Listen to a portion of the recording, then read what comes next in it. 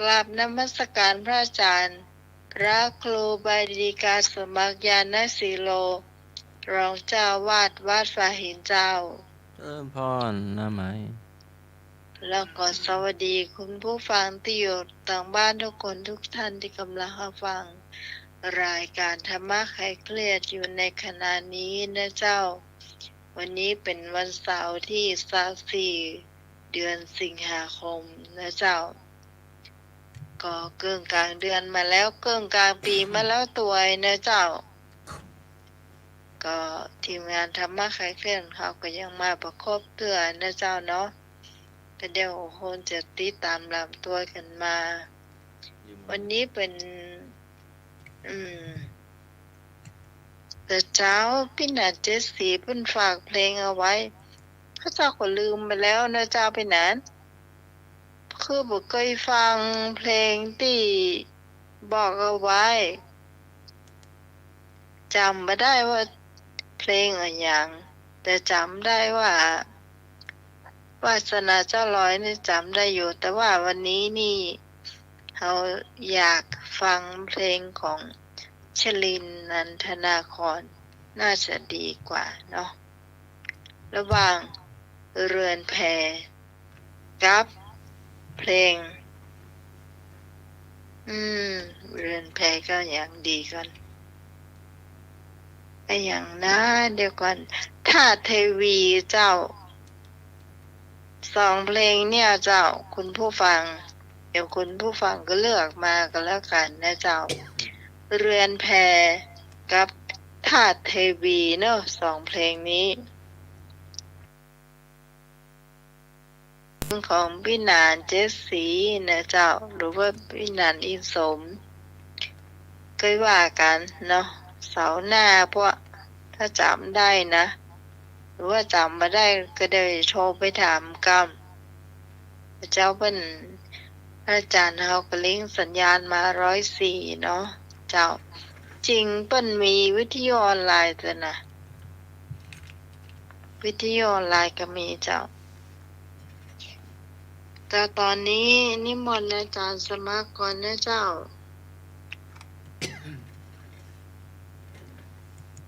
10 นิ้วขอนอบน้อมก้มกราบแด่องค์สมเด็จพระสัมมาสัมพุทธเจ้า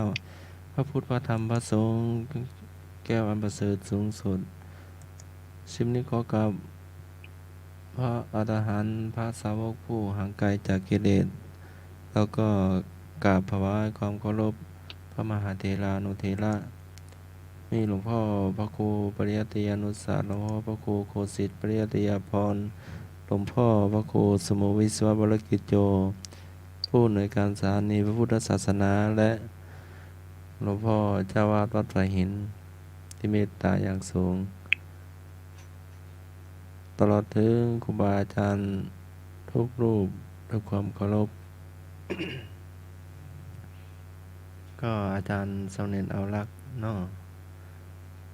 แล้วก็เจริญพรหน้าใหม่เนอะเจ้านมัสการเจ้าเจ้าลุงหนุ่ยตัวเนอะ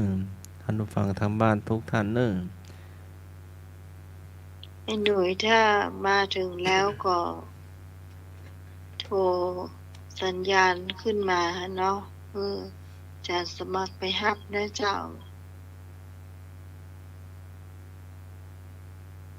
ก็ช่วงนี้คุณผู้ฟังเลือกเพลงก่อนนะเจ้า2เพลงด้วยกันนะเจ้าวันนี้เราอาจจะไปอยู่กันเด็กเนาะเพราะว่าเอ็นดูอาจารย์สมัครเจ้าอาจจะเลิกกันเจ้าหน่อย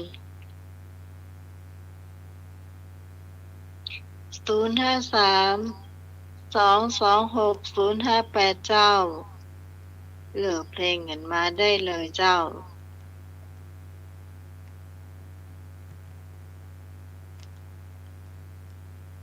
เรือนแพของชลินนะเจ้าแล้วก็ธาตุเทวีเจ้า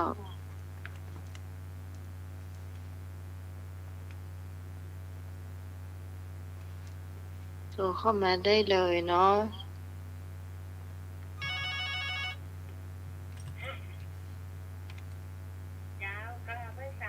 จารย์ท่านพระครูสมุทรวิศิวัตรวรกิจโจผู้อำนวยการสถานีคลื่น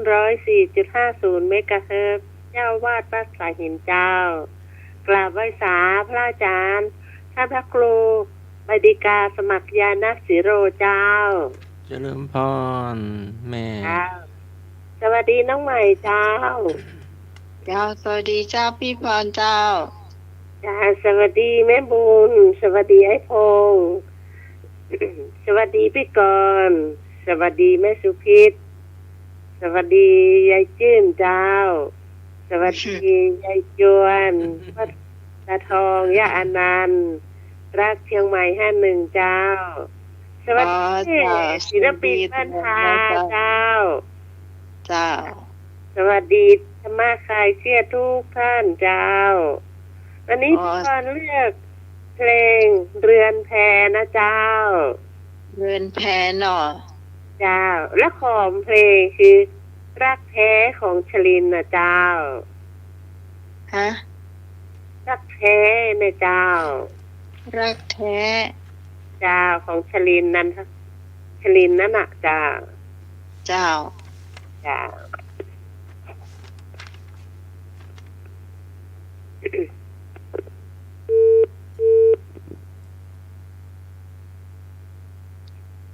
053-226-058เจ้า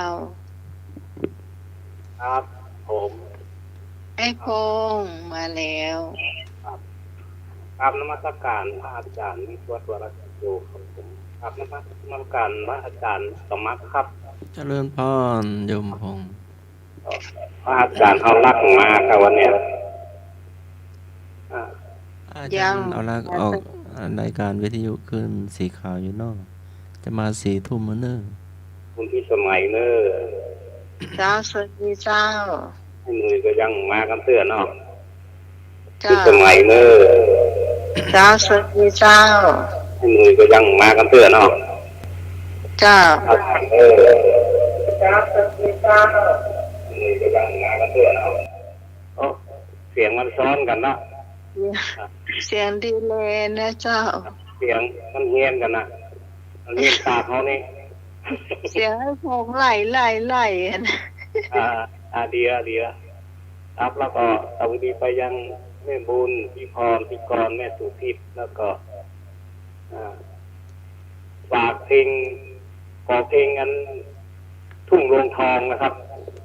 ของชาลินนะ เจ้า ฝากไปยังแม่ศิลปินวันทาด้วยนะครับ แล้วก็จะเลือกเพลงธาตุเทวีครับผม ค่ะเทวีเนาะ ครับ เจ้า สวัสดี เลิก ครับผม พี่พรเลือกเรือนแพไอ้พงษ์เลือกธาตุเทวี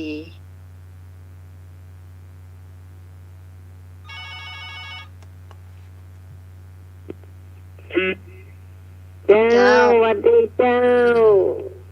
สวัสดีเจ้าพี่ตองเจ้า เจ้ากราบนมัสการพระคุณเจ้า ทุกรูปทุกตนนะเจ้า เจ้า เจ้า วันนี้พี่ส่งจะเลือกเพลงธาตุเทวีเจ้า เจ้าธาตุเทวีเนาะ เจ้า 2-1อ่ะ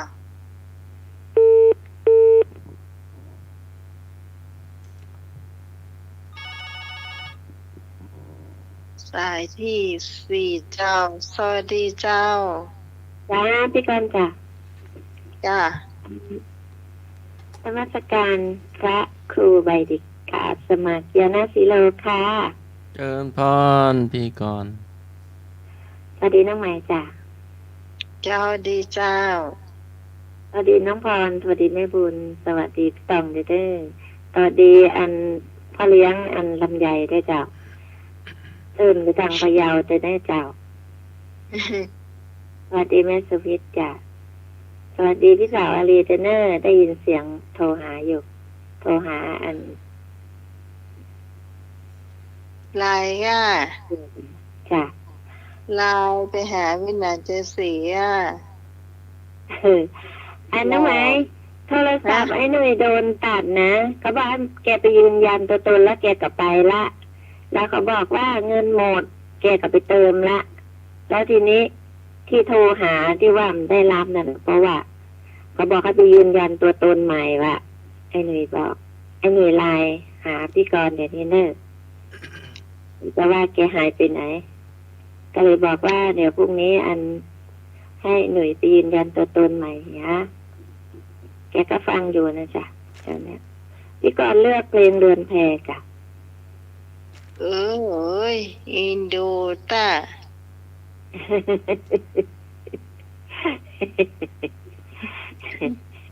ก็เลยพี่กรณ์ก็เลยบอกว่า จะบอกในรายการนี้เนอะแกก็ฟังอยู่นะจ้ะแกโทรออกมาได้ โทรไลน์ได้แต่โทร เดี๋ยวก่อนโทรไปได้แล้วก่อนอาจารย์สมัครไปฮับได้อยู่ก้า โทรติด มันโทรติดโทรเราโทรหน้าติดตรงไหนแต่พี่แกนะไม่ได้ยินเสียง ฮะ ก็ เออ เอาหน้าไปส่องกระจกหน้าไปส่องโทรศัพท์ก่อน อาจารย์สมัครอะไรไปรับจะมา แล้วลายมาสู้โทรศัพท์เลย จ้ะ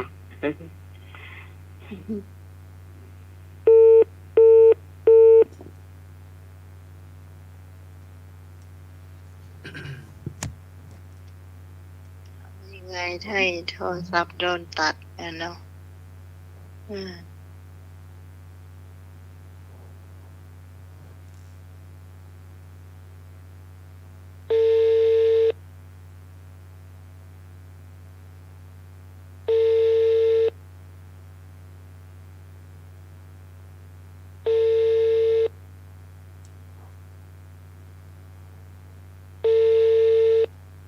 รอสักครู่นึง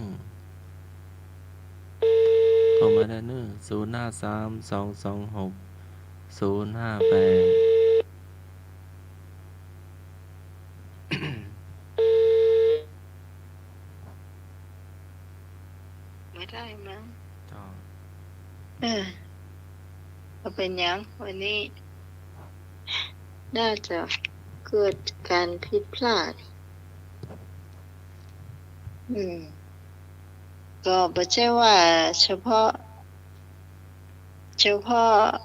พี่กรณ์ว่าแล้วแม่จันทราก็บอกเหมือนกันโดนซับไปหน่วยโดน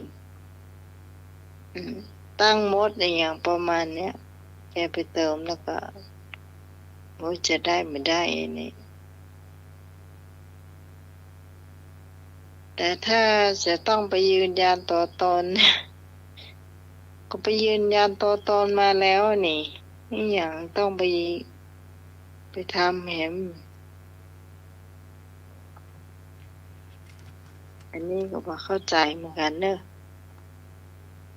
ผู้สวันตีเถียนายหน่วยมันจะเปิดก่อนนะ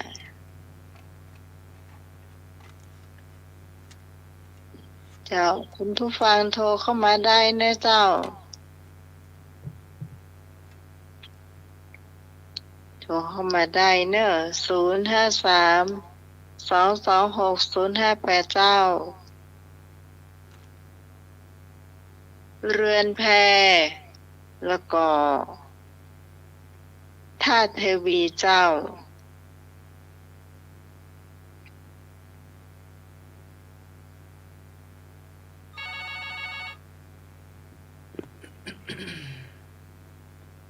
จ้าสวัสดีเจ้าสวัสดีเจ้าน้องไม้ จ้าปีสาวอารี เอาท่าเทวีเจ้า พระธาตุเทวีเนาะโอ้3 เสียงเลยนี่ เป็นได้แต่เจ้าฟังคลื่นไหน ฟังคลื่น104หรือว่าคลื่น51 104เจ้าลิงก์สัญญาณมาเจ้าจะเสียงก็บ่ค่อยนั่นตาใดเนาะจะแหลมไปหน่อย อาจารย์ไม่ได้ปรับหรือเปล่าเอาวิทยุ2 เครื่องมาต่อหน้ากัน เจ้าต้องฟังถึงสองเครื่องเลยว่า อันไหนจะได้ เจ้าสวัสดีเจ้า เจ้า น้องธาตุเทวีเจ้า พระธาตุเทวี เจ้า โอ้อันนี้อย่างมาลูกรับธาตุเทวีทั้งนั้นเลย กราบไหว้สาธุท่านอาจารย์สมมาเจ้า เจ้า ล่าใบดูเพื่อนกะเพื่อนโทรศัพท์ถูกโดนอหย่างโมนั่นมันหัวหมดโคบหันล่ะ สวัสดีให้พงษ์คนเสียงหล่อเจ้าเย้เอกพะเยาวเจ้า สวัสดีพี่พรเจ้า สวัสดีแม่บูนเจ้า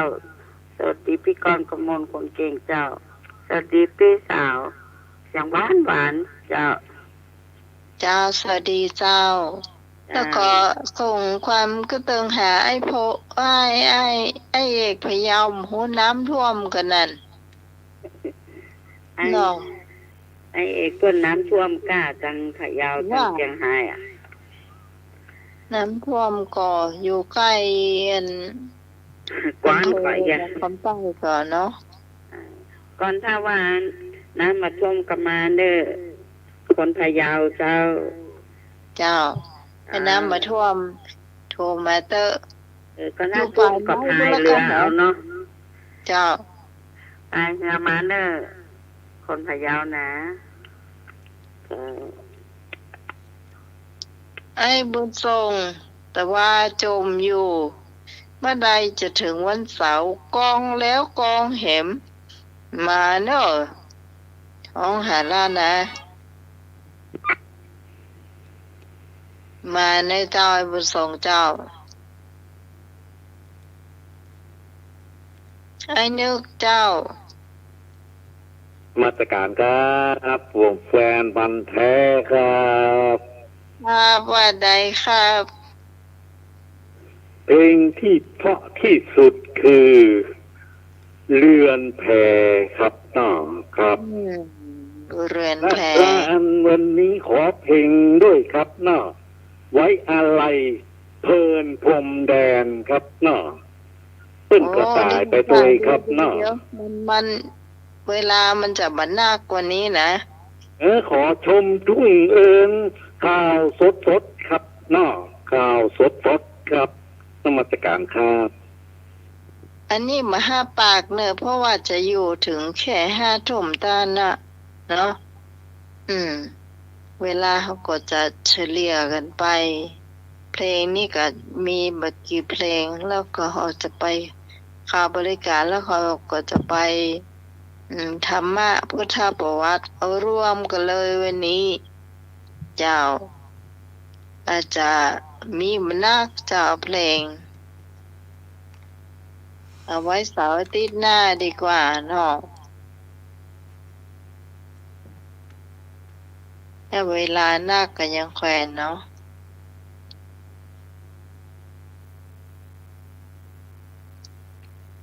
มีแถมก็เจ้า ไอ้นึกมาเลยไอ้นึก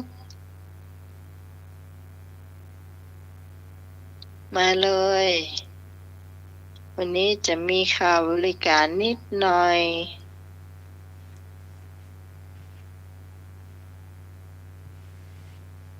ถ้าบ่มีจะได้เปิดนะ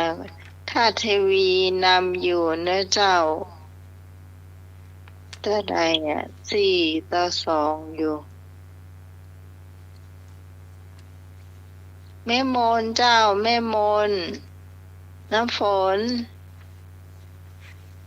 โทรมาเนอะข้ามหลายอยู่นะเนี่ย บางทีก็นึกบ่ออกนะเจ้า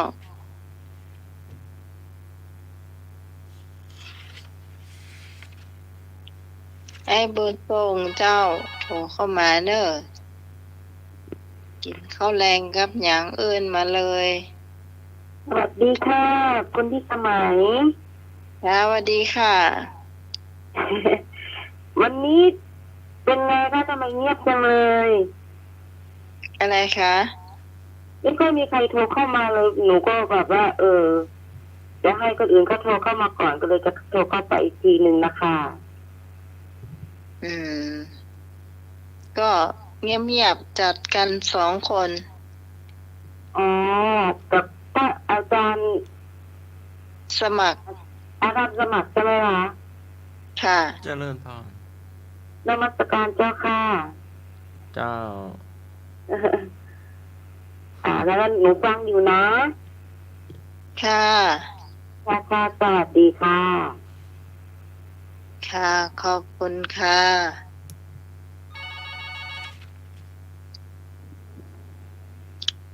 สวัสดีเจ้า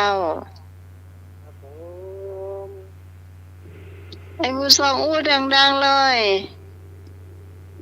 ครับผม อีกอ่ะ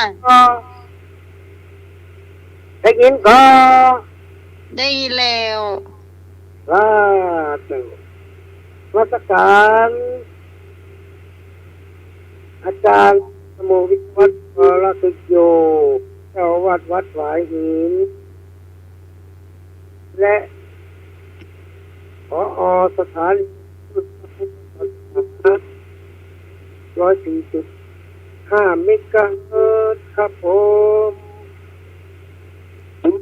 อาจารย์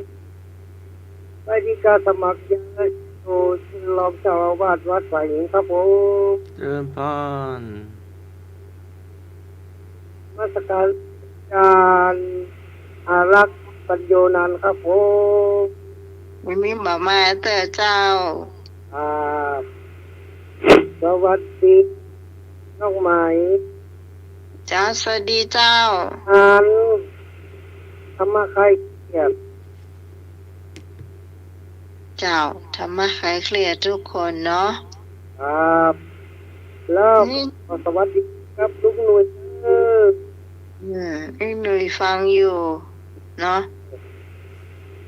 เจ้า อย่างกับผลมาแขนไว้แหละหนุ่ยให้หนุ่ยโดนผลมาแขนไว้ยังไงมัน ไอ้หนุ่ยซื้อโทรศัพท์แพงกัน หน้ากาผลมาแขนจะกดในกำไรมาแขนแปรไปฮะนะ ครับขอสวัสดีครับแฟนๆธรรมะใครเกียรติทุกท่านนะครับเด้อสวัสดีครับ เลือกเพลงอย่างเจ้า เอาท่าทีครับผม ทัศเทวีเนาะ ครับผ ครั ม บ สวัสดีครับ เจ้า ขอบคุณนะเจ้า ไอ้บุญส่งเจ้า คุณพักอยู่แถวสันกลางสันกำแพงเนอะคุณผู้ฟังจะไปทำงานเดี๋ยวแถวแม่ออนปะนะ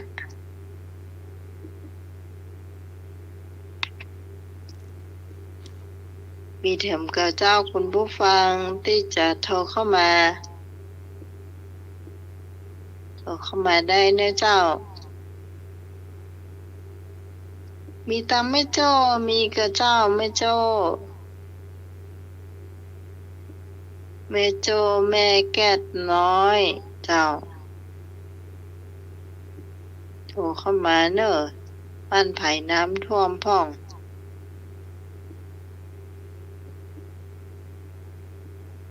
แต่ปีนี้ทางเชียงใหม่นี่ยังบ่ท่วมเตือเนาะไปท่วมตะอื่นนัก เจ้าน่าจะบ่มีแล้วเจ้าเนาะทัศเทวีเจ้า อาจารย์พร้อมแล้วเปิดเลยในเจ้าเพื่อบ่ให้เสียเวลาเนาะเอาเวลากระชับหน่อยก็แล้วกัน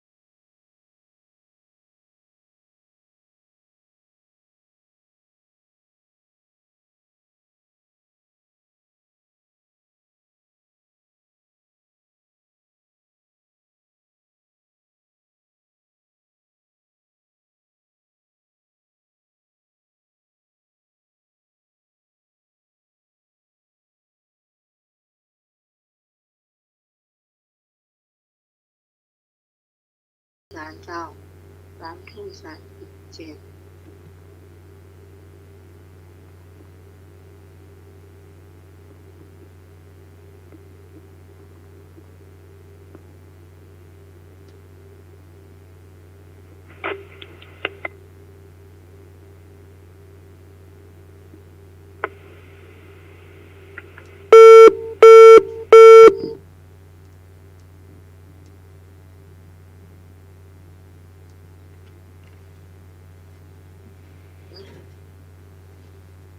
หมดแล้วเนาะ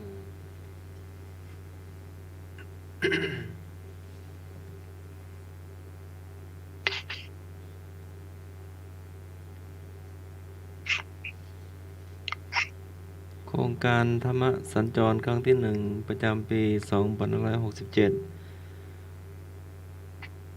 คณะสงฆ์ตำบลสุเทพ หน่วยอบรมประชาชนประจำตำบลสุเทพ ร่วมกับเทศบาลตำบลสุเทพ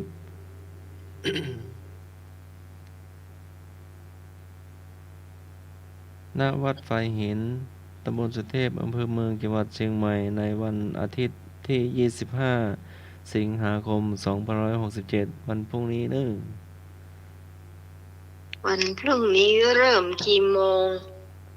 เวลา 18 นาฬิกา คณะสงฆ์คณะศรัทธาทุกวัดลงทะเบียนพร้อมเพรียงกัน ณ จุดลงทะเบียน บริเวณหน้าวิหารวัดฝ่ายหิน และเข้าร่วมพิธีบริเวณศาลาอเนกประสงค์ เวลา 18:50 นาที ประธานสงฆ์ฝ่ายคฤหัสถ์เดินทางมาถึงสถานที่ประกอบพิธี เวลา 19 นาฬิกา ประธานฝ่ายคฤหัสถ์จุดธูปเทียนบูชาพระรัตนตรัย เยาวชนละอ่อนโรงเรียนบ้านเสิงดอยสุเทพนำไหว้พระทำสวดทำนองสรพัญญะ และสวดบทพระพุทธคุณ ธรรมคุณ สังฆคุณ เวลา 19:15 นาที ประธานฝ่ายคฤหัสถ์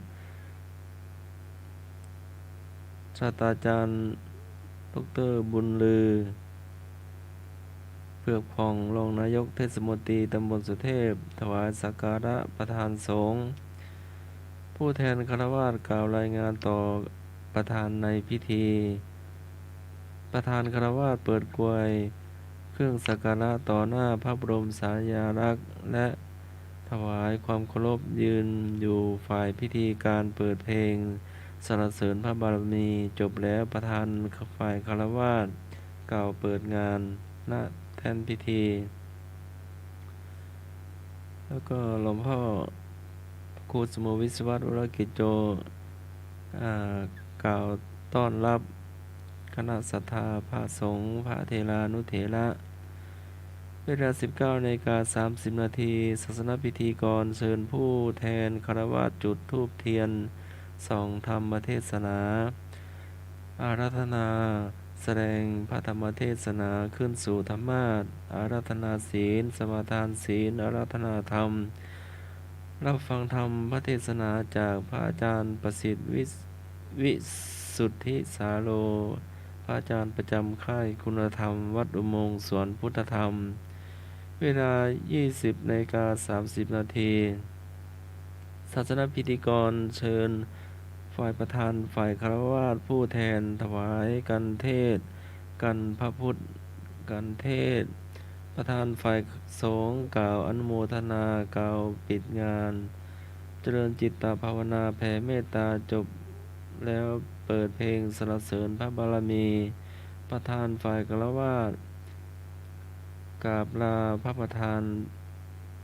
ไหว้พระเป็นเสร็จพิธี แล้วก็นิมนต์อาจารย์พระครูธีรสุตพจน์ได้เป็นเจ้าอาวาสได้มากล่าวเชิญชวนธรรมสัญจรครั้งต่อไปเนาะที่มูลที่ครูบาเจ้าศรีวิชัยเนาะ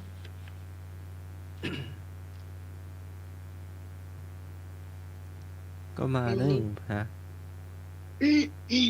อันนี้ของวัดฝ่ายหินเป็นจัดเป็นรอบแรกนี่เนาะ เจ้า ในรอบ 20 ปีแล้วมั้งนาน ก็เวียนกันแน่เนาะมีเต็มก็ของอาจารย์สมัค ก็ ร วันที่26ก็ประชุมคณะสงฆ์จังหวัดเชียงใหม่ณพุทธมณฑลอำเภอดอยหล่อเนาะก็มีเจ้าภาพถวายเพลโดยแล้วก็เห็นถวายเป็นเจ้าภาพห้องประชุมโดยเนาะเจ้า วันเรียน วันที่26เนาะวันจันทร์เนาะวันที่25วันอาทิตย์ก็งานธรรมสัญจรวัดฝายหินเนาะคณะสงฆ์ตำบลสุเทพร่วมกับเทศบาลตำบลสุเทพแล้วก็หน่วยอบรมประชาชนประจำตำบลเนาะ เจ้าสำหรับของข้าเจ้านี่ก็จะมีของวัดเดินตันนะเจ้าวัดเดินตันนี่เป็นขอพัดลมเนาะพัดลมติดฝาผนังมาก็ข้าเจ้าก็ตึงห่วมกับญาติธรรมช่วยกันได้อยู่ประมาณ4ตัวด้วยกัน18นิ้วเนาะตัวละ1,500โดยมีตัวข้าเจ้าก็เอาตัวหนึ่งไอ้หน่วยก็เอาตัวหนึ่งนะเจ้าแม่จันทาก็ตัวหนึ่งเนาะแล้วรวมญาติแถมรวมไม่ใช่รวมญาติธรรมนั่นแหละเจ้าคือจะมีแม่จันทราไอ้หน่วยเนาะเปี่ยมภัยนะเจ้าแล้วก็พี่พรป้าเศร้านะเจ้าแล้วก็พี่กรณ์นะเจ้าอันนี้ก็แฮมอันหนึ่งแฮมตัวหนึ่งเนาะก็เลยได้4 ตัวแล้วก็สตางค์มันก็จะเหลือแฮมน้อยหนึ่งก็เลยเจ้าเป็นการทำนะเจ้าอันนี้บอกเจ้าไปแต่เจ้าละแล้วเจ้าประกาศจัดคิวให้เป็นเดือน12นะเจ้าเดือน12วันที่10นะเจ้าวันที่10พอดี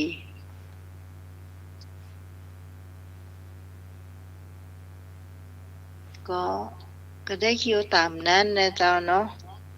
เราก็บ่ฟังไปไหนเพราะว่า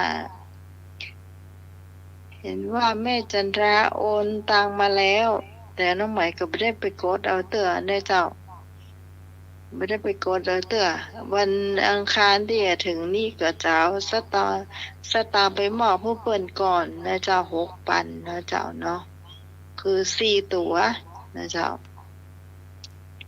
6,000แล้วส่วนการทำนั้นจะฟังเทศน์วันไหนก็คือก็จะร่วมกันหมดนะเจ้าที่เขียนรายชื่อคงจะคือเปิ้นวันอังคารที่จะถึงเนี่ยเจ้าก็ดีใจนะเจ้าหมู่เฮาก็หันก็นี่ก็มาช่วยกันแต่เลยเจ้าเนาะก็มันยากเท่าใดนะเจ้านี่ส่วนสายบุญของข้าเจ้าแต่เลยก็บ่นัก ก็กรรม2 กรรมก็โอเคกันไล่เนาะช่วยกันไล่เนาะเจ้าอันนี้ก็ต้องขอบคุณพี่อภัยตัวนะเจ้าเนาะพี่อภัยก็มาร่วมตัว500นะเจ้าขอบคุณตัวนะเจ้านี่เพิ่นจะฝากป่อของตุเจ้ามาเนาะก็ขอบคุณตัวนะเจ้าต่อไปเจ้าเราจะมีทั้งพุทธประวัติธรรมะในวันนี้นะวันพรุ่งนี้ผมได้เข้ารายการเนาะก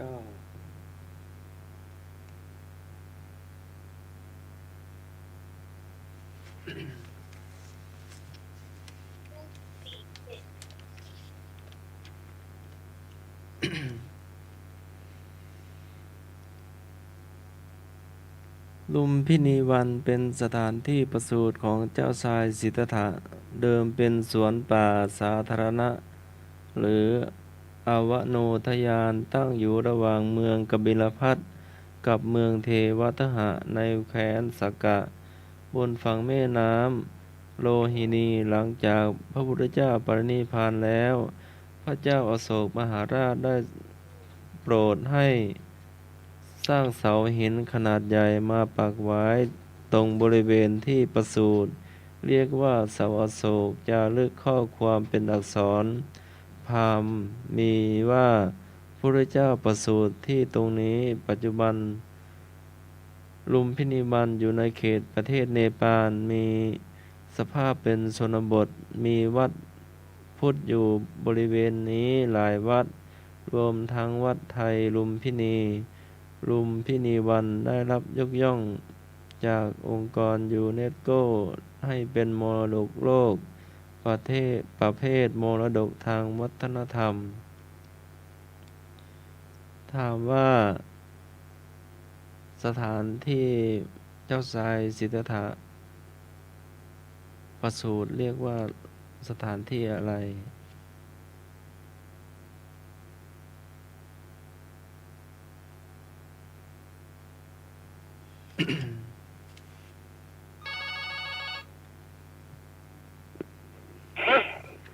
เรียกว่าสวนลุมพินีวันเจ้า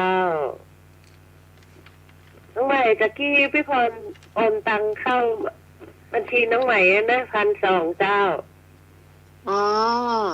อันนี้ แล้วก็อย่าส่งสลิปไปตามแม่นุยสั่งเบอร์โทรไปแล้วไอ้ว่าไม่พบอีนี่ไม่พบ เลยส่งไปมันได้จะสลิปอะจ้ะ มันไม่พบมันโทรศัพท์มันแฮงกันโทรศัพท์มันได้อันขอยากกินเหล้าก็ว่าได้หู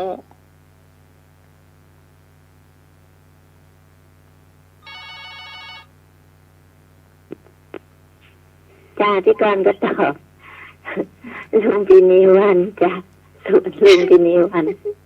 อันโทรศัพท์ไอ้หนุ่ยมันเคยกินเหล้าวันนี้มันถ้าจะเมามันก็เลยแฮง โอ้ติดแต่ไม่รับไม่รู้เป็นไง มันเมาวันหมดว่ะไปเติมเงินแล้วก็ยังไม่ยอมคือโทรอยู่อะต้องไปยืนยันตัวตนแห่งใหม่ ความใจคนเดิม เอ็นโด ไปมันกลัวเป็นแก๊งคอลเซ็นเตอร์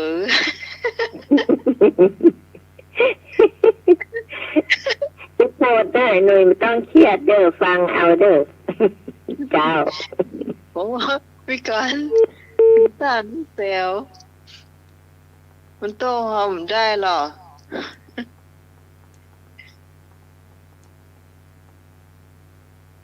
โตตอบพอได้เขาดูต่างกับท่อ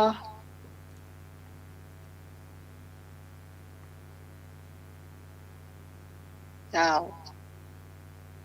มีใครตอบแถมพิสารีเจ้าตอบก่อพี่สาวปาบงเจ้าแม่นวลเจ้าน้ำคงมาท่วมเนมแม่บ้านไม่นอนเนาะภาคห้าพุ่นนะเนาะ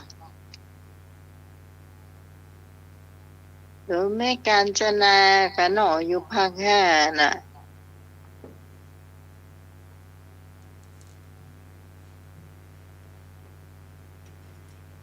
กับพี่สาวโบปุนน่ะเนาะอยู่ภาคห้าเสาหินน้องห้อยน่ะ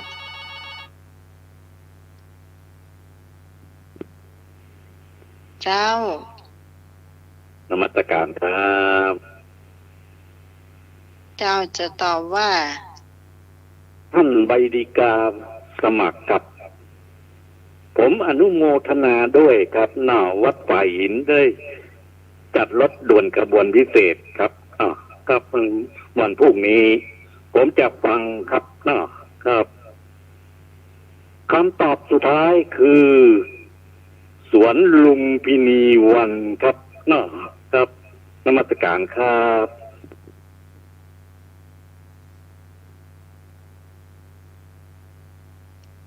รถด่วนขบวนพิเศษจะมาปุ้นก่อนเดือน 2 ตุลา ตุลา อืม วันนี้เป็นธรรมสัญจรคณะสงฆ์ตำบลเทศบาลตำบลสุเทพเนาะ เจ้า อบตหน่วยอบรมประชาชน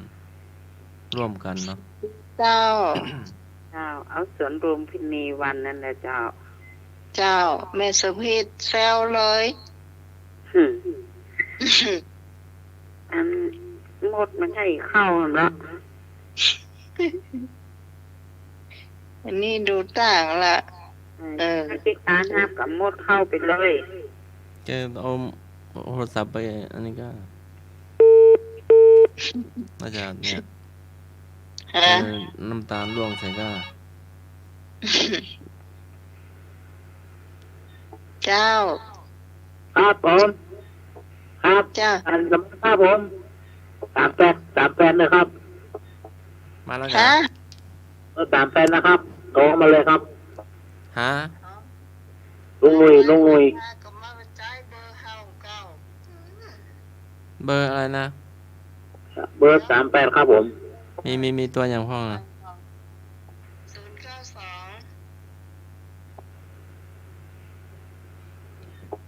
092 อย่างแฮม 6436538ก็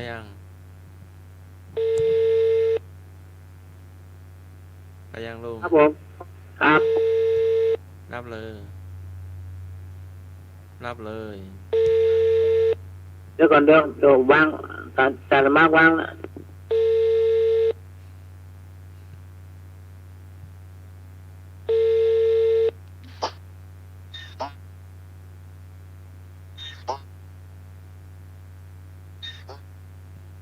ครับ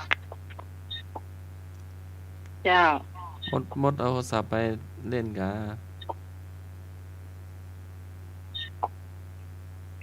ฮัลโหล เยอะมันดังให้หน่อยได้ยินก่อน ได้ยินเสียงเขียดอยู่ฮัลโหล ครับ ได้ยินละเป็นเจ้าใด ลอง เปิ ว่า ด มา ฟังเครื่องนั้น แมวเอาไปเล่นหรือว่าจะไหน นั้นครับตัวตนยืนยันใหม่ครับนี่ก็ไม่ค่อยดีนะ อันนี้ก็อดเอาเดี๋ยว5 ทุ่มก็เลิกละ เอาครับ เจ้านี่อยู่เหมือนเนาะ ครับ ดูอาจารย์สมัครแม่การนัก เอา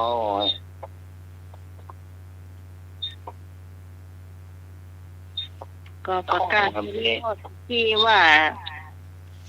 แม่จันทราครับพัดลม1 ตัวหน่วย1 ตัวเนาะของน้อง1 ตัว ครับ ตั้งแต่หน้าหมูแหม ครับ ว่าง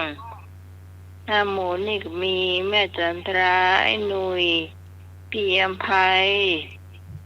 แล้วพี่กรณ์แล้วก็พี่พรนะเจ้าโอ้พี่พรเพื่อสมโอเจ้าตางมาแล้วก็ส่งสลีปไปตามไอ้หนุ่ยบอกว่าไม่มีอะไรอย่าง พี่พรว่าตะกี้ให้บ่มีหมายเลขนี้ค่ะ อ๋อ น่ะสงสัยถ้าไปยืนยันตัวตนน่ะไปกลัวไปแก้คอเซ็นเตอร์นะก็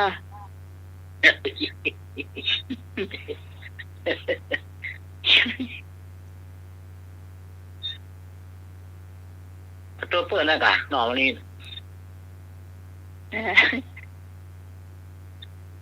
จะเหลือได้ยังอ่ะ ยัง ครับ เดี๋ยวเปิ้ล กูเสียมันก็เป็นเนาะเนี่ยพอเอาว่าเหตุการณ์ข้างหน้ามันไม่แน่นอน งาน ที่แน่นอนก็ไม่แน่นอนนะ ผมว่าอย่างโทรไปแล้วสุภาพสาย ครับ เป็นเพราะไอ้อย่างนี้แล้วเขาก็ห่วงอยู่เลยเนาะ เนี่ยมันเนี่ยก่อนแล้วมันลายนี้ได้ค่ะลายนี้ได้โทรลายได้โทรซ้ำมาได้ครับให้เข้าใจละ มันไปแล้วก็สัญญาณเนี่ยเนาะ ครับโทรลายได้ลายโทรได้ที่แม่กันหน้าก็ลายมาแล้วโคตรอะไรอย่าง ก็ได้โคตรแล้วไม่เลิก โอ้ยนี่ไงอย่างเดียวนี้เนาะมีต้องเสี่ยงตังหน้ากายเนาะ ในแล้วอันอยู่ใกล้โรซาเบอร์ว่ะ โอ้แสดงว่ามีหลายเครื่องเนาะ ครับอยู่ใกล้เบอร์เราอ่ะ แสดงว่ามีหลายเครื่อง ครับนี่การเอาล่างมาครับ มา4 ทุ่มอาจารย์ หลายโมงมาหกโมงเนาะเอาไป โอ้ รอ ครับโอ้เหลือไว้ตายครับน้อมอาเดรานุเทระทุกลูกทุกหลวงทุกองค์ครับผมครับไว้พระโคสงบอิสวะวิรัตบอกครับเมตตาเวลามาขัดเกลียดครับผมครับมาตรการอาจารย์มักกูใบดีการอาจารย์มาครับผม จ้าลุงหนุ่ยเรียนพรเด้อ ชีวิตสมัยนะครับลืมไปสมานะครับเอกมาขัดเกลียดทุกท่านนะครับผมนี่รู้คักมาจ้าหน่อยเนาะอีกโกไม่มาเนาะที่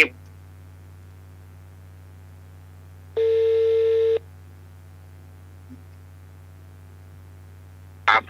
เวลามันก็นัก ครับ เวลามันนักก็เลยอย่างละน้อยอะกะ อ๋อ เจ้า เวลาของเธอหมดแล้วพี่ล่ะ อาจารย์เอารักมาแล้วเด้อ เจ้า ครับผมอาจารย์ครับสวัสดีลุยครับผมอาจารย์ครับ เจ้าข้อนี้ยังไม่ได้เฉลยเจ้าเนอะเดี๋ยวกันเนอะ ครับเลยกันเนาะหมดแล้วค่ะ ครับนี่รักพี่หูนี่ปวดโรคน้ำนองอ่ะ ก็นักกันแล้ววันนี้พี่ตาดีที่มาแล้ว ครับคนได้เสียงสายเนอะกระบวงมาเนาะ ให้หน่อย ต้อง ว่า เอามาเนาะ มันฟังพี่หลานมีสมเป็นลิงก์มาตั้ง104เจ้าอ่ะ ครับ เห็นว่าห้ามผมไปได้ให้เหลือโทษศัพท์เขาตัวนี้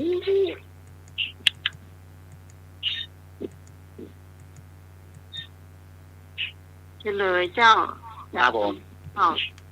เลยครับ เฉลยสวนลุมพินีวัน เป็นที่ประสูติเจ้าชายติตถะครับลุงมีวันถูกมดแล้วเนาะ เจ้าถูกหมดเจ้า ข้อ ข้อต่อไป 2 เวลาเพื่อนมนุษย์ประสบภัย หลักพระพุทธศาสนาเราช่วยหลักธรรมอะไรบ้าง หรืออย่างอื่นตอบมาได้เนาะ ครับ อย่างภัยน้ำท่วมเนาะ ครับ ฝนตกหนักน้ำท่วม ฝนตกนักเนาะ พระองค์เราใช้หลักธรรมอะไรแล้วก็ช่วยเพื่อนอย่างในพ้องเนาะ ครับให้คนกล้าหันคนกล้าตายออกมารายงานตัวด่วน มีตั้งหลายข้อเนอะคุณผู้ฟังจะตอบไปได้นะครับ แต่ว่าหลักธรรมใหญ่ๆเนี่ย มันคุมพวกครอบคุมหัวข้อใหญ่มันก็จะมีอยู่เจ้า ครับ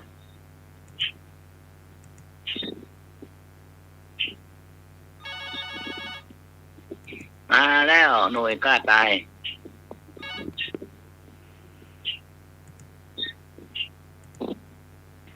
ครับผม มาตรการครับ บ่าวแม่ลิงมาแล้ว เราต้องบริจาคครับเนาะคำว่าบริจาคเนี่ยยิ่งใหญ่ครับเนาะบริจาคให้ระยังก็ได้ครับสปาสเปดเลยครับเนาะนมัสการครับ ครับขอบคุณครับ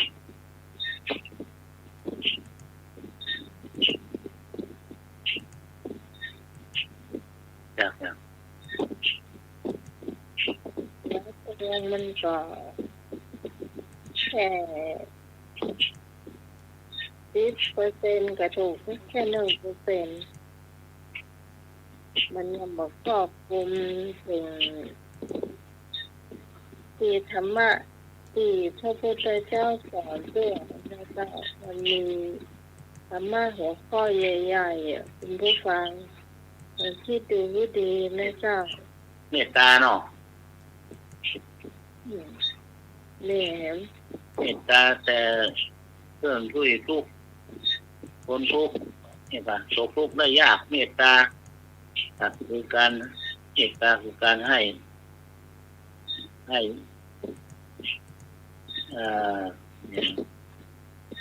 สิ่งของยารักษาโรคนะครับเนาะช่วยกันมนุษย์เหมือนกันเราสุขได้ยาก ตอบแค่หัวข้อใหญ่ก็ถูกแล้วเจ้า ครับ พี่พรเจ้าตอบเลยหัวข้อใหญ่มันหัวข้อใหญ่หัวข้อเดียวถูกบอกได้เลยเจอแล้วครับ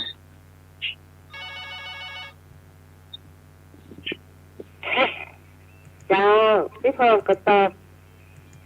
ความเมตตากรุณาแล้วก็การให้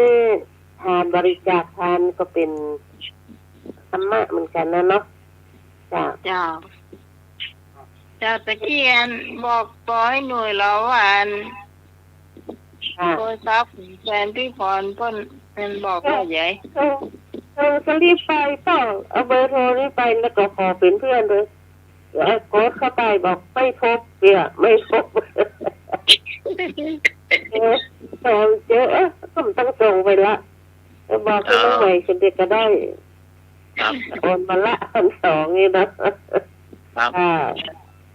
ของว่าใส่หินปานนี้เนาะของว่าจะปาน200เนาะโอเคเจ้าอันนี้ก็หาตัวไปเนาะ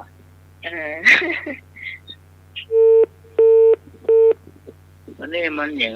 แล้วผู้เชื่อมันก็เป็นอย่างนั้นตัดว่าสำคัญก่อนเนี่ยของแม่จันทรานพระก็โอนมาเรียบร้อยแล้วครับขอบคุณนะครับของวัดจันตันก็โอนมาแล้วเดี๋ยวมาดีนี่มันได้2เนี่ยเจ้าจะไปกดเอามาดูนี่มาดีนี่มันได้จัดน้ำมันได้เกิดจัดในมันได้จัดสิ่งไรเช่นไรแค่ไหนจะบ้ากันนี่เหมือนใจนะครับมึงที่มาโตเขามานี่เลยเด็กพี่น้องหมดอันนี้ธรรมครูวินัยทรนันทวัฒน์ปนว่าควรจะตานพัดลมเนาะโอ้ยหน่วยนี่เต็มเลยธาตุลมนะธาตุลมเต็มครับจะไม่จับมาแล้วแม่นอนปลาแดนจะไม่นอนตึกดีเจ้าน้องหมายวัสดีพระพรพี่พรวัสดีธรรมะใครเชื่อทุกคนเลยเนาะครับผมนอนเจ้าไม่ตามเหมือนกันนะเจ้าครับเอ็นดูพวกเนาะส่งกำลังใจไปให้ตัวครับบอกโอ้เมืองเราไม่ได้บริจาคของเราอยู่ไกล ตรงใจก็เฮ้ออยากจะอยากให้บอกว่าสู้ๆเนาะเดี๋ยวมันก็ผ่านไปอยากจะเดี๋ยวอีกคือ คำว่าเมตตาก็คือ อยากให้คนอื่นมีความสุขเนาะคำว่ากรุณาอยากให้ กำลังใจตัวเองเนี่ยจ้ะ ทุกข์นะเจ้า คนนั้นมันโง่ตายเป็นข้อโหน้ำตาก็จะไหลนะน้องใหม่เนาะ ครับ ดังนั้นน่ะที่น้ำท่วมอ่ะ โอ้รู้สึกว่าปีนี้รุนแรงเนาะ ครับ ดึงเปิ้นส่งใจไปให้กำลังใจเปิ้นจ้ะ แม่ อยู่ไกล บ้านมาฝนเดียวเนี่ย จ้ะ บ้านน้องมันน่ะ ฝนน่าเกินเนาะ เจ้าคนโตคนแหละกำลังมา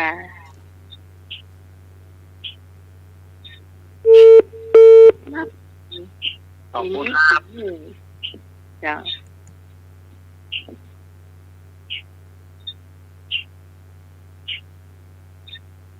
มีถึงก่อคุณผู้ฟังที่จะตอบที่ก่อนตอบหรือยังไอ้หนูยันทับโทรศัพท์ยิงไปก่อนเนอะน้องปิดหน้าต่างก็ได้ ครับผมเชิญเลยครับป่าบงมายังต้นเปามายังครับ พี่กรก็ตามเมตตาเหมือนกัน ครับเอตราสุนาเนาะทำทุลูก จ้ะ ครับ มาตรฐานการในร้านด้วยค่ะ สวัสดีแม่กร มาไว้จัดรายการให้เปิ้นกะ ครับ โฆษณาวนไปเนอร์จานเนอร์ ครับอาจารย์เราแน่นอนอยู่แล้วในทุกรูปแบบไม่มีปัญหา พวกนี้ก็เข้าสู่สภาวะปกติแล้วมันพวกนี้คนปิดกันมาหมดละ ครับ ทุกรูปแบบบอก นะกันใช่มันต้องศาสนาพูดมันต้องใจถึงว่ะเนาะ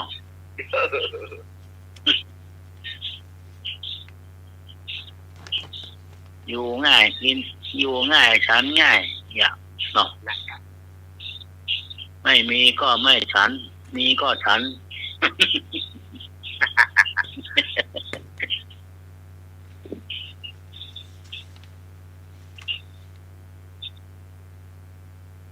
การไม่ยงว่าเสื้ออย่าง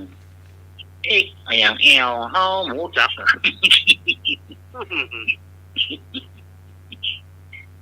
เอาไป3 ผืนแล้วนะ 3 ผืนเนาะ ไม่เอ็กไม่เอาแล้วว่ะ นะ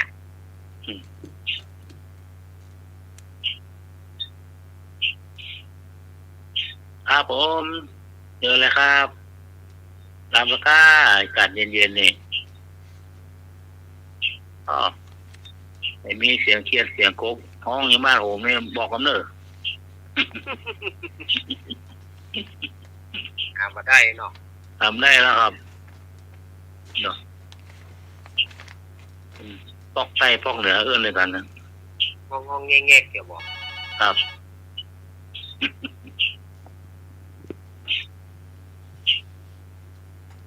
ครับผม เจ้ามารอบ2วันนี้ให้คุยพระอาจารย์ได้รับเลยนะเจ้า ครับ สวัสดีแม่นวล เจ้าสาธุเจ้า ครับ ว่านู่นบอกไปกับเปิ้นกะ ผมห้าม ไม่ไปครับผม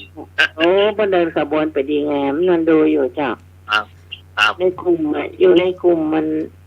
ครับ เปิ้นสีขาวอยู่เจ้าเวลาเปิ้นส่งคลิปส่งอย่างได้หันกับเปิ้นอนุโมทนากับเปิ้นอยู่เจ้า โอ้รถเดียงกับเส้นเหมือนแลบตายำเนาะ อันพระอาจารย์ในรักนี่ก็ได้หอนแล้ว แล้วก็อันพระบรรยงอะไรอย่างว่าท่านบรรยงก็ได้หอนละเอาลูกบังก็น อ่า อน น แล้วเนาะ ช่วงยองอ่านนั่นเนาะ แล้วมันนอนเต้าแม่เพิ่นเคยไปหาวัดละลูกปลาไป ครับ เจริญละวัดดอยน้อยเนี่ย เจ้า เจ้า เดินน้อยกับสักต่างเจริญอันนั้นเหรอไอ้หมาแดงอ่ะกุ้งแดงอะไรอ่ะ เข้ากลุ่มขึ้นสีขาวอยู่เจ้า ได้ละ แดงคุณกล้วยหอมไฟโต ครับสองใครนะ ดอยสะเก็ตคุณหรอก โอ้คุณครับนอนไม่เชื่อเบอร์หมอเราได้เหรอเชื่อนะ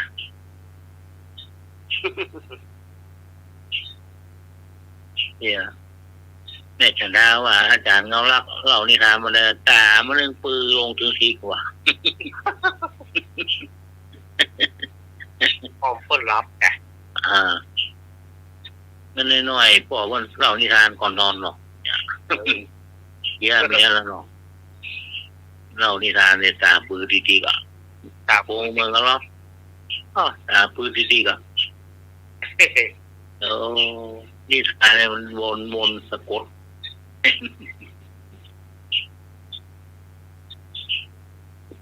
เอานี่กรรมเก่าแล้วนะแม่จันทานี่คือเหมือนนะกรรมเก่านี่ข้อลึกขนาดน่ะเหมือนได้ยินสักคำเลยนะเพื่อบอกนั่นการได้ยินนะดก เอามาผ่องเด้อ นักขนาดวะแต่กำน้อยหรอก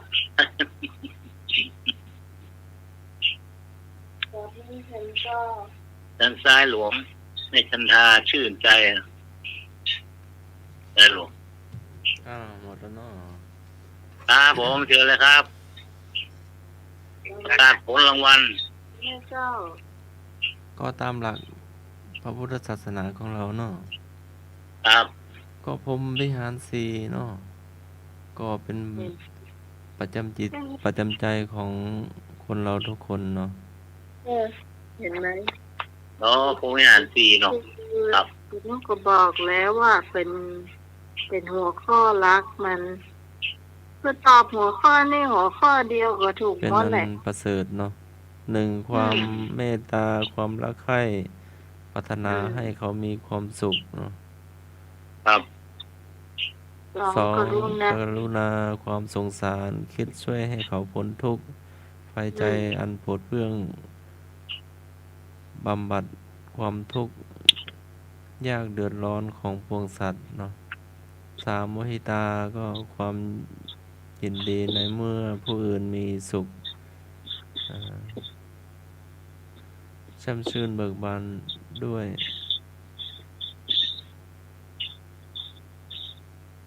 แล้วก็อุเบกขาความวางใจเป็นกลาง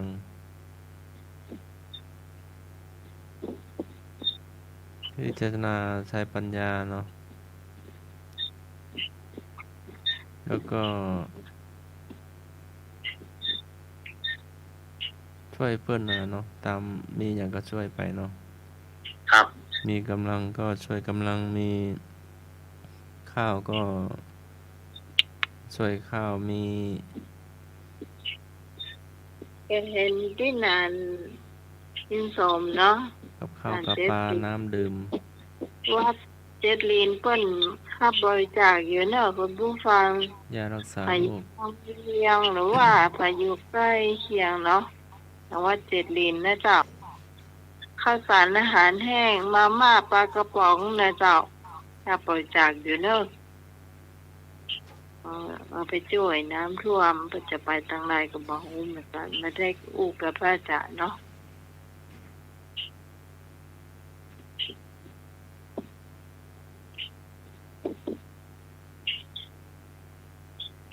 นี่คือหัวข้อใหญ่พอแค่หัวข้อเดียวเนี่ยคุ้มหมดเลยนะเจ้า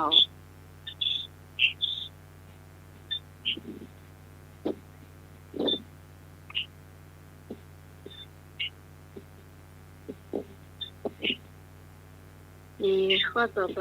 เป็นธรรมะนะธรรมะตอบ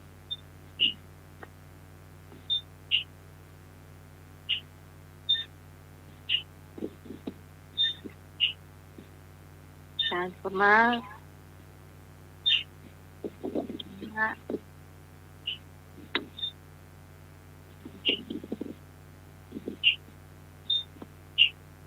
อยู่ตรงไหนแล้วนี่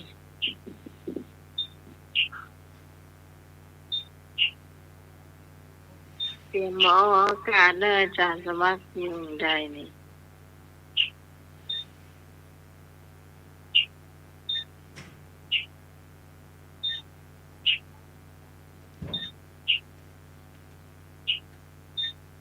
ไปดื่มน้ำไปฉันน้ำค่ะ ครับ อ๋อไปดูน้ำมาวัดฝาหินก่อนนะ น้ำท่วมวัดฝาหินแล้วต้องเงินในยุงได้ ตอนนี้ทำไม่มีเลย อืม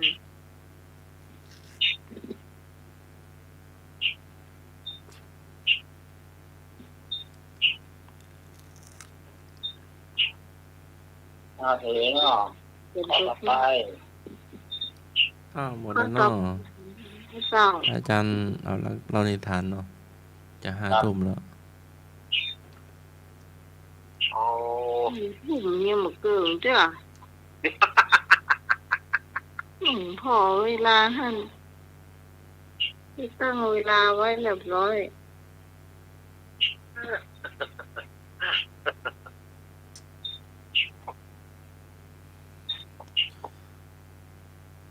ไปถาม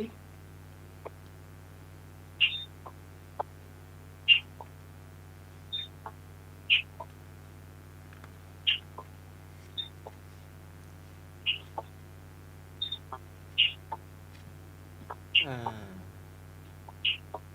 ถาม อา ว่า จารย์ก่อนแล้วเนอะ ฮะ อาจารย์จะถามก็ละ ให้นำมาถามห้องเนาะ ปีสัมปชัญญะคู่เบญจศีลข้อใดสติสัมปชัญญะคู่เบญจศีลข้อไหน ง่ายๆแม่เจ้า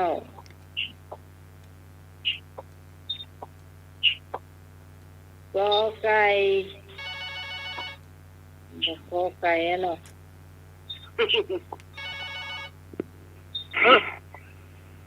เจ้า คู่กับข้อห้าสุราเมรยะ เจ้า เจ้า เจ้าคู่กับสุราเมรยะนะคะคู่ เจ้า จะทำเป็นจะทำกับสติสัมปชัญญะเจ้า เจ้า เจ้าเราภาษาพระอาจารย์ได้รับเจ้า สวัสดีแม่พร เจ้า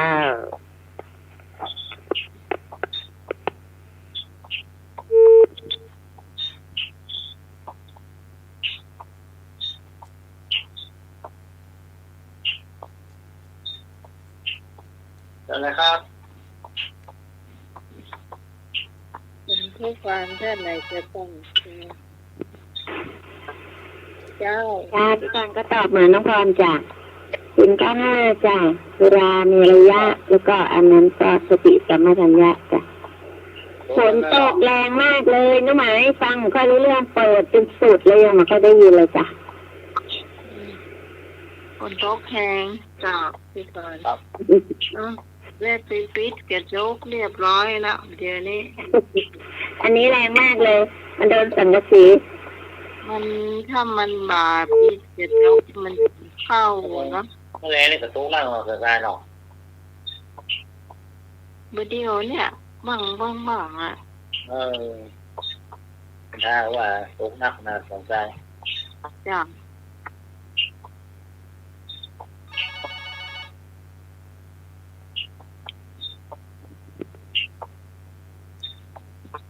เจ้า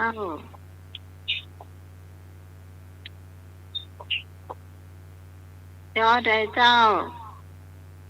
น มัสการครับสติ จะนั่นน่ะคู่กับสุราเมรยะมัจจปมากฐานาเวรมณีสิกขาปะทังสัมมาทิยามีกราบนมัสการครับ เจริญพร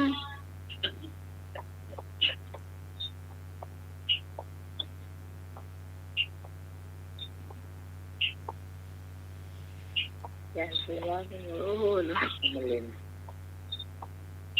สามก้อนแล้วทำไมอ่ะ อย่าสิว่าโอ้เนาะ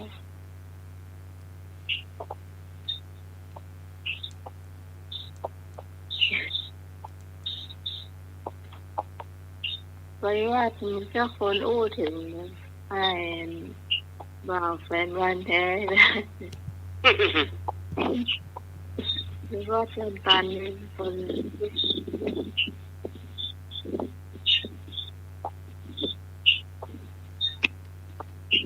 ี่ถึงเราคุณผู้ฟังที่จะตอบข้อนี้เจ้าถ้าตอบดีก็ถูกต้องแล้ว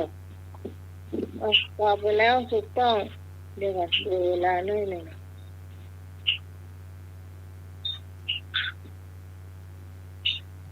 ตีที่23 นาทีอาจารย์ได้รักเหล่านิทานเจ้า ครับ นี่เวลามากก่อนอื่นก็ขอกราบไหว้ท่านอาจารย์พิชิตวัฒน์นะครับผมกราบไหว้ท่านอาจารย์สมัครนะครับ ครับผม แล้วก็สวัสดีโยมพี่พิสมัยผู้ดำเนินรายการ จ้านมัสการเจ้า ลุยเนอร์ ครับผมมาสการอาจารย์ครับ แล้วก็เจริญพรคณะสัตยาญาติโยมสถาสาธุชนคนดีเฮาทุกท่าน วันนี้มาล่ามาขวาย เพราะว่าจัดรายการตังขึ้นสีขาวจบก็ฟังมาตังนี้แถมแล้ววันพุธตี 3 ตี 3ก่อนจะได้จัดที่ขึ้นสีขาวแล้วก็รวมถึง104เฮาตัวเนาะตี 3น่าจะถึงตี 5พุ่นนะวันพุธนี้นะ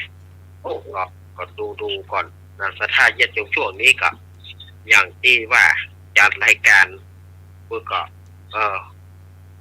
ครูบาอาจารย์เปิ้นบ่แม่เพื่อก็ตนนะองค์นั้นบ่แม่องค์นั้นบ่แม่มันก็เลยได้จัด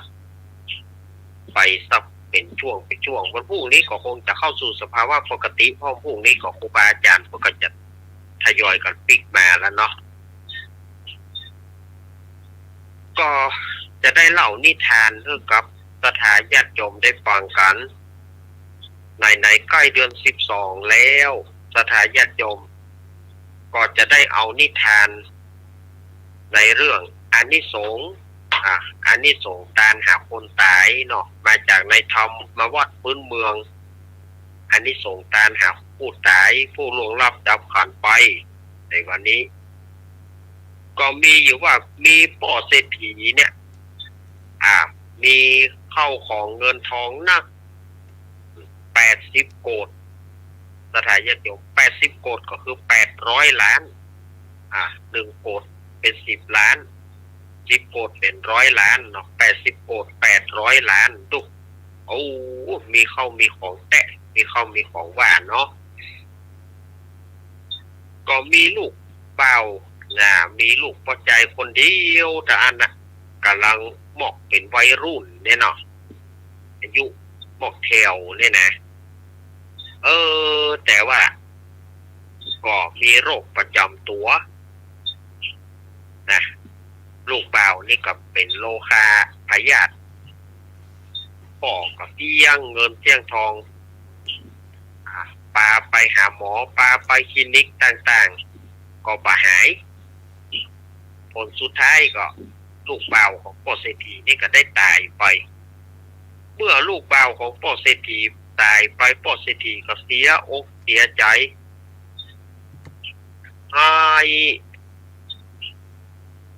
ก็เอาศพไปเผาเมื่อเอาศพไปเผาแล้วก็มาคิดใจว่าเฮาควรจะแปลงหิ้งแปลงมนดบไว้ดีกว่าแปลงหิ้งแปลงมนดบไว้เพื่อว่าพ่อแม่เพื่อว่าจะได้ส่งเข้าเดี๋ยวก่อนอันเรื่องนี้เอาเล่าวันนั้นแล้วนี่นะถูกไหมญาติโยมเตอะปล่อยไก่ไปตัวเบลอเลยแ กเล่าไปเลี้ยวนี่แต่เอาเรื่องใหม่ดีกว่า ฟังแล้วพี่ไม่อยากเข้าใจไม่ได้ เต้ละสุแม่อย่าจมเตอะ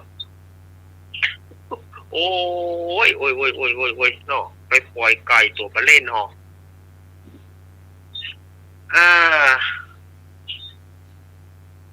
เอาเรื่องนี้ดีกว่าสถานญาติโยมมันเป็นช่วงหน้าสลักกระพัดเนาะช่วงหน้าสลักกระพัดต่อไปมันก็จะเป็นงานสลักกระพัดเข้ามาเดือน12นี่นะอันนี้ก็เอาถึงละอ่อนเลี้ยงควายนี่ดีกว่าเนาะอันนี้ก็ตำราของสลักกระพัดแถมอันหนึ่งนะตำนานนางยักษินีเนี่ยอาตมาก็เล่าไปนักละวันนี้จะเอาตำราของละอ่อนเลี้ยงควายก็อยู่ในสลักกระพัดนั่นนะละอ่อนเลี้ยงควายหมู่หนึ่งแจ้งมาก็เอาควายไปสมัยนี้มันก็เหมือนสมัยก่อนนะเนาะแจ้งมากระจูงควายไล่ควายไปได้ห่อเข้าเหียได้ห่อเข้ากับปลาพอถึงเติงตอนมาก็ห่อเข้าปั่นกันกินทีนี้ละอ่อนมูนี่กับประพฤติอย่างเงี้ยแจ้งมากับได้ห่อเข้าก็ไปเลี้ยงควายอยู่กลางโต่งกลางนาไปเลี้ยงควายกลางโต่งกลางนากันตัววันนี่นะ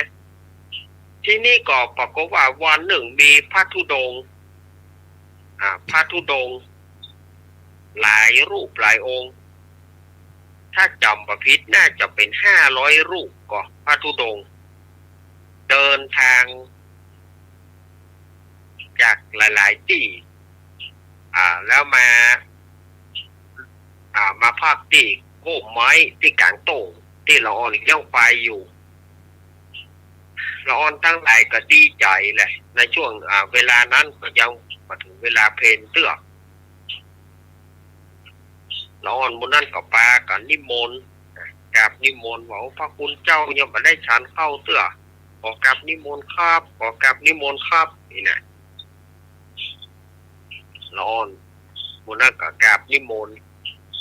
ทุกเจ้าทั้งหลายมานั่งที่กระท่อม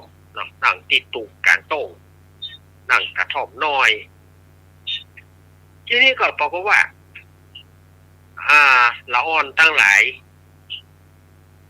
ก็มานึกใจว่าจะเอาห่อเข้าถวายเป็นตาลคนใดก็ให้ตาลกับทุกเจ้าผู้อายุนักจะตาลทุกเจ้าอาวุโสคนใดก็จะตานกับผู้เจ้าอาวุโสนั่นนะจะตานกับครูบานี่เนาะเปิ้นห้องไก่อันนะจะตานกับครูบาจะตานกับครูบาตนเก้าเนี่ยดีกว่าทีนี้ผู้เจ้าตนอาวุโสเพราะว่าโอ้ละอ่อนทั้งหลายไอ้น้อยเฮ้ยถ้าจะตานกับตุลุงตนเดียวมันก็บ่เป็นการสมควรถ้าจะตานตึงหมดพอเข้ามันก็คงบ่พอเอาอย่างนี้คือไอ้น้อยเขาเนี่ยหักไม้มาแล้วก็เอาสั้นยาวๆเนอะแล้วก็เอาหักไม้แล้วก็มาใส่ที่จุ่มมือหั่นแล้วก็นิมนต์ทุกเจ้าทั้งหลายจกเส้นสลากออกมาจกเส้นออกมาถ้าหากว่าได้ไม้ยาวก็ได้เข้าห่อใหญ่ไปแต่ถ้าหากว่าจกได้ไม้สั้นก็ได้เข้าห่อน้อยไปละอ่อนมูนี่ก็ทำตามก็ไปหาไม้มาหักสั้นยาวแล้วก็เอามาใส่ที่จุกมือเสร็จแล้วก็ขอนิมนต์พระคุณเจ้านิมนต์พระธุดงค์จึงมดเนี่ยเปิ้นเสี่ยงโจกเอา จับฉลากเนี่ยเนาะทีนี้ทุกเจ้าทั้งหลายก็จับเส้นออกมาได้บางตนได้ไม้ยาว ก็ได้เข้าห่อใหญ่ไป บางตนได้จกได้ไม้สั้นก็ได้เข้าห่อน้อยไปฉะนั้นมันก็จึงเป็นตำราของสลากกพัดสลากก็คือการจับฉลากก็ขึ้นมาพัตตะก็คือพัตตาหารรูปเปิ้ลมารวมกันเป็นสลากกพัดเอามารวมกันคำว่าสลากกพัดในที่นี้แล้วก็เมินมาก็มีการเขียนเส้นลงไปเส้นใหญ่ฝ่ายจะเอาเส้นใหญ่ก็คืออิมินามัทุปุภาราชาตานังเป็นเส้นใหญ่หรือว่าเส้นภายหน้าตานเท่ากับตัวเก่าอุทิศบุญเท่ากับตัวเก่าแต่ว่าถ้าว่าไผ่ได้เส้นน้อยเปิ้นว่าเจติตานังกลายเป็นสลักเส้นที่ตานหาญาติทั้งหลายมาจนถึงทุกวันนี้การสลักก็มีการเปิ้นว่า การพัฒนาบางคนก็แปลงสลักย้อมอย่างตังวัดพระธาตุหฤพุนชัยจังหวัดลำพูนเปิ้นแปลงสลักย้อมสลักย้อมนั้นต้นเปิ้นยาวเด้อต้นเปิ้นปดเท่าไม้เป็นลำปุ่นสลักย้อมอาตมาภาพเคยได้ไปอ่านสลักย้อมเปิ้นมาถวายที่วัดหมดฤาษีอาตมาก็ได้ไปอ่านสลักย้อมเปิ้นว่าขอให้อ่านสร้อยสลักคือกำเนิดเพื่ออ่านเป็นบทข้าวห้ามเนอะเอาจริงนี่จะได้ดิเขาก็เลยเอามันมีอย่างพ่องที่เปิ้นห้อยนั้นเขาก็เอามาลำดับลำดา เอามาลำดับลำดาว่าไปมีอย่างพ่องตั้งแต่พริกเกลือขึ้นข้าวหนมข้าวต้มขึ้นที่เปิ้นเอาห้อยในกระดานนั้นสลากย้อมนะอันนี้ก็คือใจความของสลากกพัดมันมีหลายตำราของละอ่อนเลี้ยงควายก็มีของ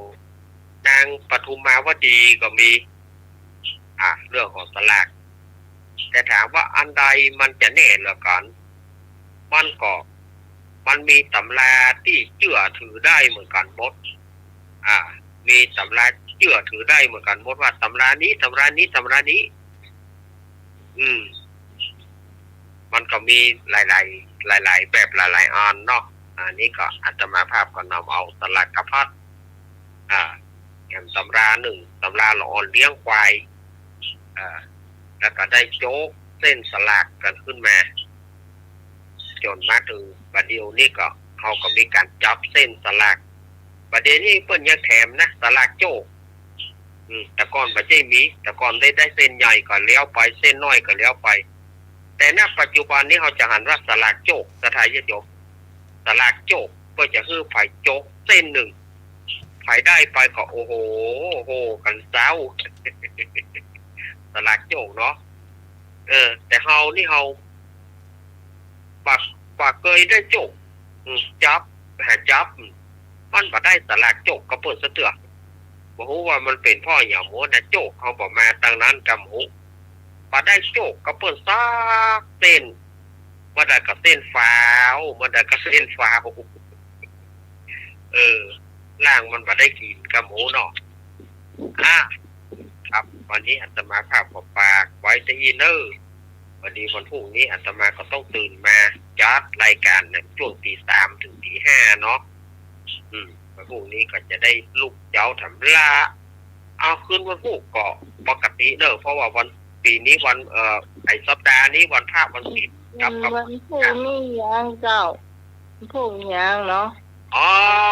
เด็กแกเจ้าเขามาลาพลูนตุมาเลิกปีเลยเอาว่าเสาร์หน้าติดหน้าเนาะดูต่างเนาะเสาร์หน้าติดหน้าเขาดูต่างได้อู้กันวันนี้ก็ขอบคุณท่านอาจารย์วิศวัตรครับผมขอบคุณท่านอาจารย์สมัครครับผมครับผม ขอบคุณพี่สมัยเนอ เจ้านมัสการเจ้า ครับแล้วก็ลุงหนุ่ยเดนเนอร์ ครับผมอาจารย์ครับอาจารย์ครับ ที่เขาผมก็มาปากันใหม่แต่ว่ารายการต่อไปก็ยังมีแหมอยู่เนอะสถานจะไปฟังปิดวิทยุเตื้อจะไปฟังฟังรับฟังนอนกันเตื้อเนาะก็เดียวกับรายการเขายังมีอยู่เนอะอาตมาขอลาก่อนเพราะวันพรุ่งนี้ต้องฝึกจะเอาสำลาขอสถานญาติโยมอยู่ดีมีสุขเหมือนกันเนอะ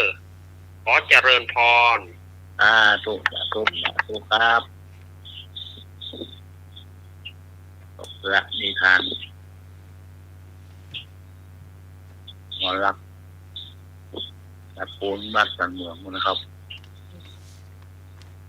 ก็จะมีธรรมเก่าธรรมเก่าเลยไปเล่าเสียเก่า ครับ ธรรมเก่าแม่สนทนาเพิ่นฝากว่า เกินก้อยว่านี่ลึกขนาดนี้นะกระทอกเกินก้อยมันเกี่ยวกับงานลอยกระทงนะครับลำเมืองกำเก่าเต้นพ่ออุ้ยแม่อุ้ยบนหลักคนว่า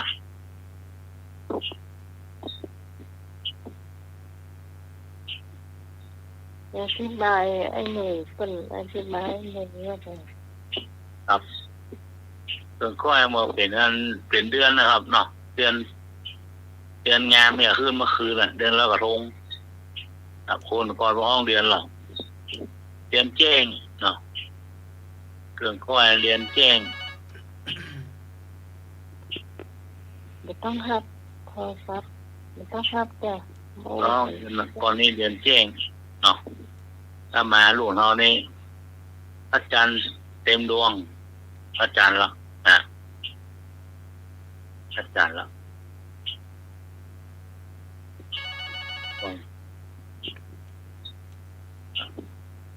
ครับผม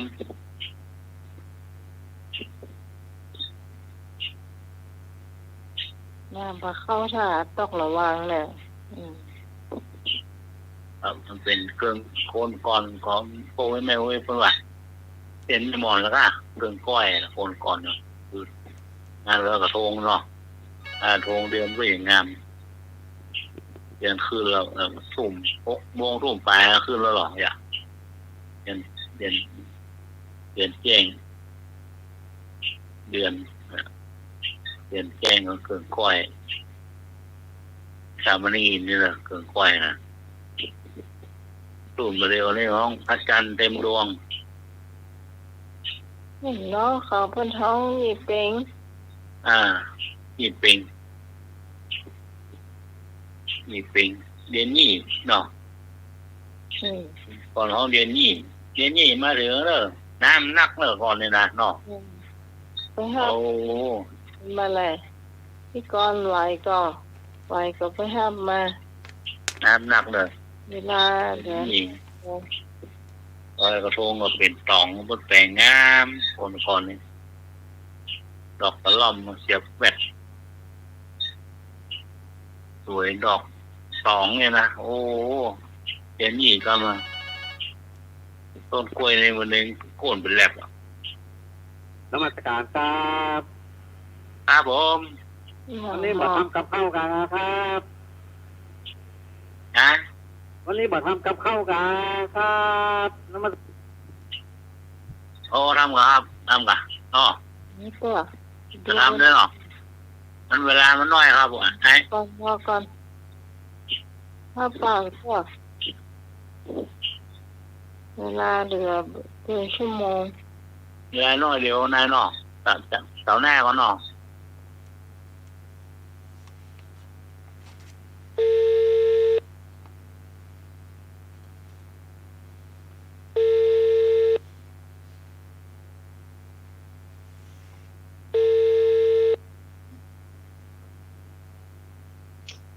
ค่ะนมัสการ พี่พรเลย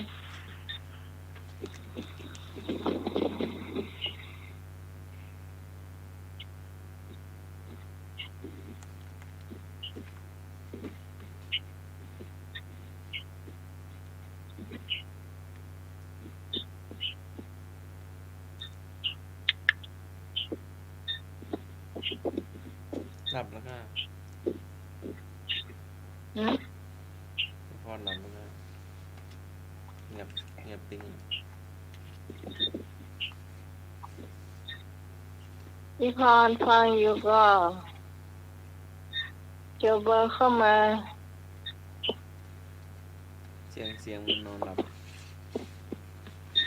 พี่พร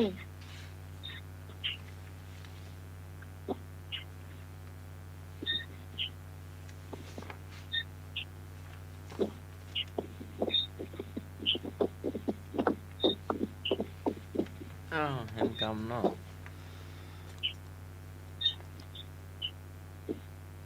เจ้ามีเวียกมีการฮือเล่นจ้วย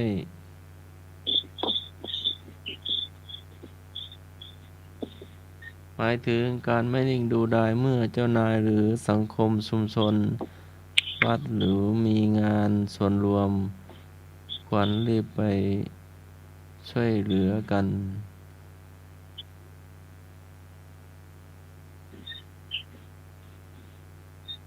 หรือการเข้าประช้เสนอตัวช่วยเหลือคนในสังคมรอบข้างตามความสามารถนะครับ อย่าให้เขาต้องเรียกหา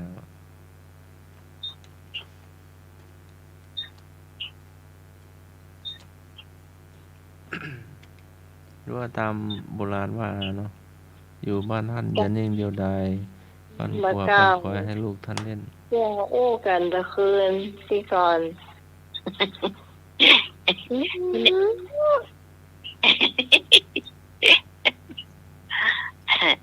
ของน้องใหม่มันจ้ามือต้องเอาของน้องใหม่ขึ้นก่อนน้องใหม่ก็เอาของน้องใหม่ขึ้นก่อนแล้วของพี่ถึงจะอันนี้เอาของน้องใหม่นะ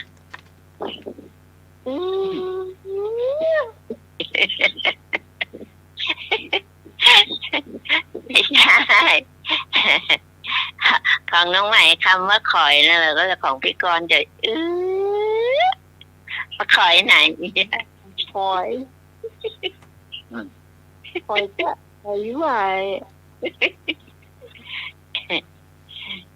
คอยคนได้อันนั้นนี่จริงจ้ะให้เนยปลาเศร้าเลย บักคอยไหนไอ้หนุ่ยจะได้เงิน10,000พี่กรณ์กับบักคอยไหนใครจะได้ก็ได้พี่กรณ์กับบักคอย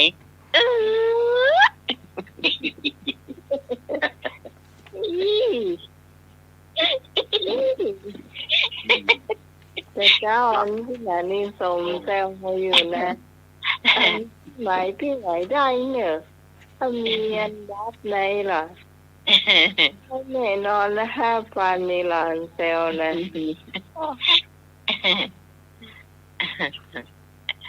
แอวน้องพรตื่นเปิ้นคอยกันนี่เปิ้นกันนี่โทรไปให้มาสะดุ้งอาจารย์สมัครลองโทรใหม่สิคะฟังนิทานอาจารย์เนี่ยลักไปแล้วมึงทำไมฟังไม่ทำมันจะเรื่องวะเหรอมันจะเรื่องวะเหรอฟังเลยหลับไปแล้วตะกี้ยังตอบมาอยู่เลยสงสัยมันจะเรื่องไปที่โชว์เบอร์มาแล้วอ่ะดักเซฟดักนะเอาจะสมัคร082-192-8360ใช่ก็ใช่เบอร์ไหนเบอร์อาจารย์สมัครโชว์มาทางเบอร์แม่นแล้วโทรหาพี่กรณ์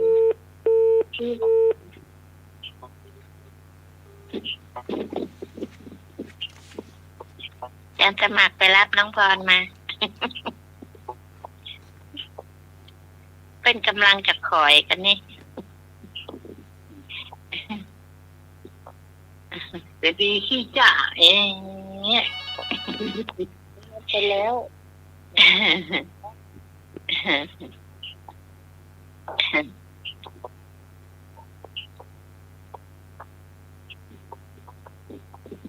จ้าเดี๋ยวพี่ก่อนเจ้า แต่ว่า นอนนอนอย่ามาเตะ มานอนจะลาดเจียว ครับเดินเลยครับ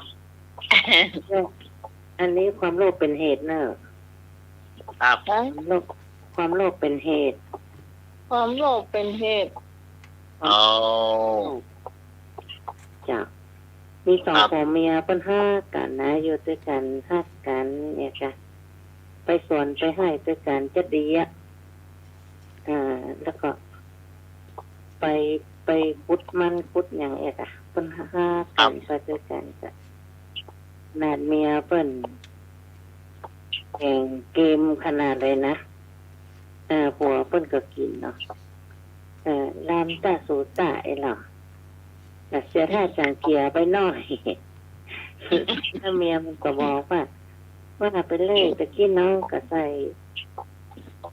เป็นสองจ้อน แล้วมันก็ว่าเมียมันนะถ้าน้องใส่ป้อน้องอย่างมากมันเกมแบบใหญ่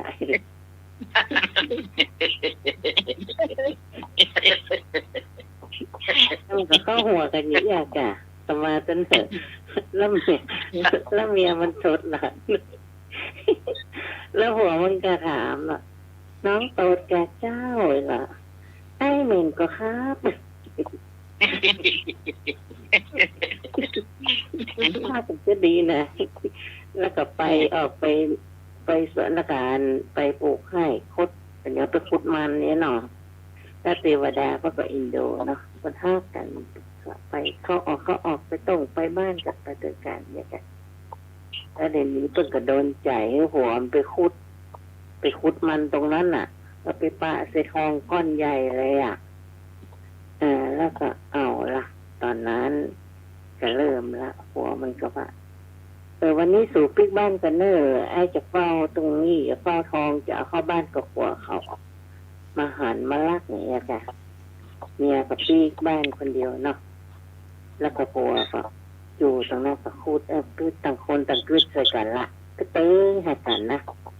แต่ไม่ได้กึดแบบภาคแล้วเนอะเอาหัวก็ว่าหัวมันน่ะเอาไปลั่งเอาทองไปคนเดียวแค่จ้ะเมียบอกว่าเอาหัวมันจะเอาทองคนเดียวจ้ะส่งแจ้งมาก็ไปส่งข้าวหัวมันนะให้มันกินข้าวเนยอ่ะเดี๋ยวไอ้คุดจะฝังทองให้น้องมาดูเราให้หรอว่าอันนี้ฝังแต่ว่าเอาฝังไว้ตรงนี้ได้ก็เห็นนะเมียมันไปก้มดูไม้ค้อนจดผมเมียมันไว้ไงคืนเสร็จแล้วก็คืนฝังเมียมาไว้แล้วล่ะเมียมันตายแล้วฝังไว้แล้วก็คืนมากินข้าวเนาะข้าวกำลังได้กินได้น้อยเดียวว่าเมียมันเอายาพิษใส่แกงให้เนี่ยก็เลยตายกินแล้วก็อ้วกตายมาได้แล้วก็ความภาคกระโจบลงที่ว่าเพราะความโลภได้ก็จะเจ้าจะอีกันนะเจ้าครับสมัยก่อนนี้จะสอบไปงอคุณแม่จ้ะแม่ก็จะเล่าอย่างให้ฟังเนี่ยจ้ะเล่าเชื่อเล่าอย่างตามกรมบ้านเนี่ยนะชอบไปงอเขาเปิดเมื่อคืนอ่ะข้ามมาก็ไปงอเขาเปิดจะเงาลับอันน่ะกลมไปบุกสผมไม่เหมือนตึ้งอันนี้เรื่องที่ผมไม่นะแสดงนี่ก็ประเดี๋ยวเพราะว่าเอาไปคนถอนงอกก็เป็นหรอเอาเรื่องนั้นตรงนี้มาเล่าเป็นจำไว้ครับสวัสดีเจ้าสวัสดีทุกคนนะเจ้าเดี๋ยวมานอนค่ะสวัสดีค่ะ ดีเลยล่ะดีเจ้าเรื่องทองเขาแหมลุงหลังละจ้าทันไหมยัง สุปันจักดีอ่ะเนี่ยโอ้ทองได้ทองแล้วครับไปเห็นอย่างหนึ่งอ่ะเนาะไอ้ตัวกระเจ้านกตัวกระเจ้าหนึ่งครับสวัสดีเจ้า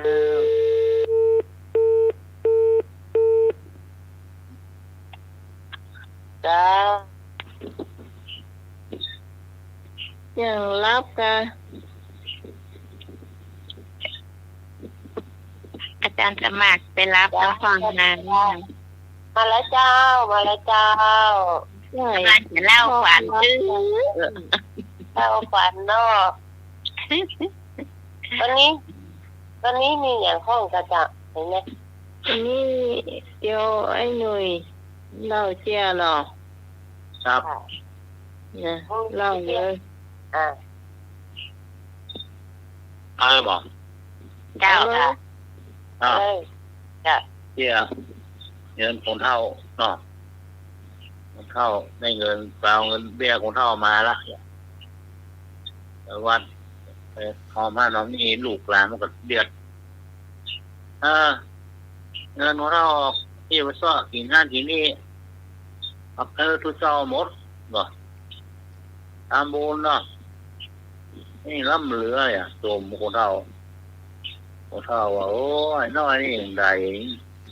อุ้ยไปวัดไปล้ำเหลือโจมคนมันก็ว่าโอ้เขาเดือดเงาด่ะหน้าฝนก็ตกมันบอกว่าดีเนาะสวยๆเนาะปลาก็ไปที่ตรง3-4 คนเนี่ยมันมีกลุ่มเขาหรอกลุ่มเท่าเนี่ย3-4 คนหนึ่งก็สวกเต้าคนหนึ่งก็3-4 ขาเนี่ยสวกเต้าของ4 ขาของพวกแค่ของเจอกันบ่อยอ่ะ กันอู้ข้ามไปก่อนว่าในเมื่อลูกหลานมาเพื่อไปวัดอ่ะ ครับ เริ่มไป ไปอ่ะก็เล่น เอา ไป ไปไหน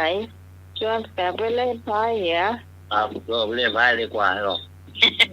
แกงออกว่ะเอาบอกกันนักหรอเอากำบ้าน2 บ้านเนี่ย ใช่หรอโซ นั่งเล่นนะจะเหมือนน่ะก็ถ้ามันมีคนเท่า3-4 คน 4 คนเนาะถ้ามันมีลูกหลานเพื่อนคนหนึ่งอ่ะที่เพื่อเป็นตำรวจคนตำรวจมันไม่อุ้ยมันน่ะกะมันไปเมืองแล้วหรอถ้าฝึกไปอบรมได้ละเป็นปีพวกนี่มันโตดมาอุ้ยมันอ่ะอุ้ยมันแม่ถามแม่ว่าอุ้ยมันไหนโตมาได้หรอเตียวจะสู้ข้าแบบเราไปไปเตียวไป3-4 คนมันผ่านตำรวจมาตำรวจแต่ถึงที่ขาเบาแล้ววิทย์ลงห้างหายแซ่บ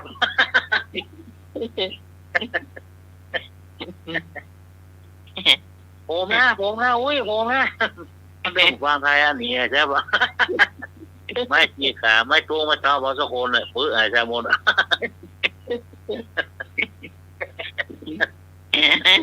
มาไปวัดกลาง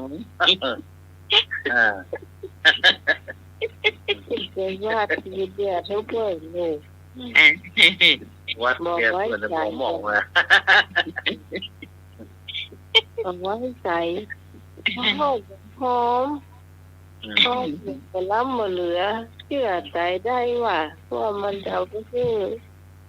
ถ้ามาไปกินเนี่ยได้เนี่ยคนถ้ามันไว้ใจเป็นเพื่อแปลงอย่างหรอกเห็นอย่างหนึ่งลูกหลานก็อาจจะเกิดจากว่าต้มตางก็จะเหลือถึงเฮาอ่ะมันเอาไปเชื่อตัวเจ้าคนใดก็จ้างเตอะอ่ะดังหรือว่าบ่ดังก็จ้างเตอะทำไปชีวิตวัดนั่นเห็นแล้วมันต้องไปติดๆอ่ะค่ะที่นั่นเนาะ ไปละไปเป็นนับ จริงแล้วเนี่ย นับเหล็ก จริงแล้วลูกหลานทุกคนเนาะถ้าฟังรายการนี้ก็อยากให้สนับสนุนคนเฒ่าคนแก่จะเปิ่นไปวัดและเจ้าไปส่งเปิ่นก็ได้ไปหาเปิ่นก็ได้ ตรงต้น ไป นับ ที่บุญไปโดยหรอ ครับ ถึงแม่ทำได้ไปนั่งตัวนี้นะครับ นักกับไปวัดบ่อยเหมือนกันละนี่มีเที่ยมกัน จ้ะ เที่ยคนเท่ากระจายไปนอนวัดเมียเขไปนอนวัดพ่อมันเข้าภาษาไปนอนวัดแต่พ่ออันมาหารไปสักเตื้อเมียจำไปนะคนเท่าเนาะเมียจำไปนอนวัดพ่อเข้าภาษานะคือพ่อคอนนี่หรอลองไปสักคืน2 คืนนั่นเนี้ยก็คืนเดียวก็ว่ากันกายหรอกพอเท่ากับไปพกป้าพกขวาไปลูกมาส่งลูกบ่าวมาส่งไปนอนวัดแต่มันม่วนเนาะติดลมค่อยปีกง่าย4-5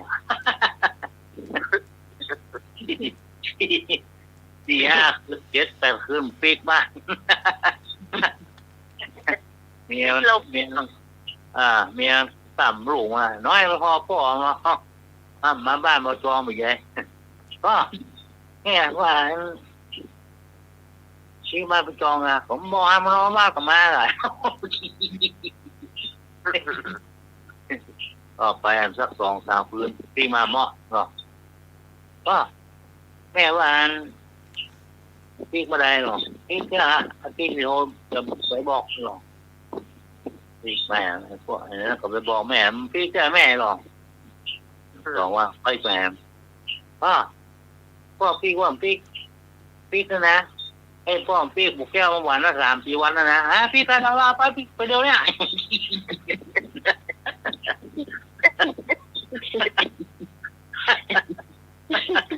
จับใจจุนะใจจุป้ามันนะเอ๋ว่าไปนอนวัดเปิดไปนอนเนี่ยเอ๋ว่าปีกันเดียดร้อนเนาะไปวัดแล้วมันม่วนอย่ามีกู้อย่าเนาะกู้หลายคนอย่าง3-4 คนนอนกันโอ้เดี๋ยวเนาะนอนในโบสถ์ในแม่กันสวดก็สวดน้อยพอเนาะลูกเต้าล่ะแค่นะลูกเต้าแล้วอย่าสวดก็สวดเป็นม่วนนะม่วนน่ะ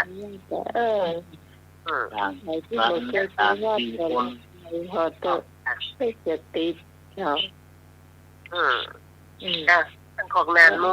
มันอู้ไปแล้วนี่เฮาก็จะได้ประชาสัมพันธ์ที่ว่ารายชื่อบ่อันว่าของเฮานี่ก็คนโอนเข้ามานี่ก็เดี๋ยวก่อน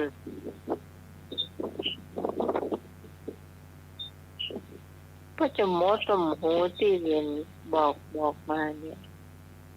ที่แดนเจสีก็จะโอนมาแล้ว1,000เนาะอันที่ส่งก็เอามาส่งถึงบ้านเนาะฝากทุกวันก็1,000เนาะไม่กันทาง1,600เนาะให้โคง500เนาะที่พร1,000ของวัดดันทัน200เนาะก็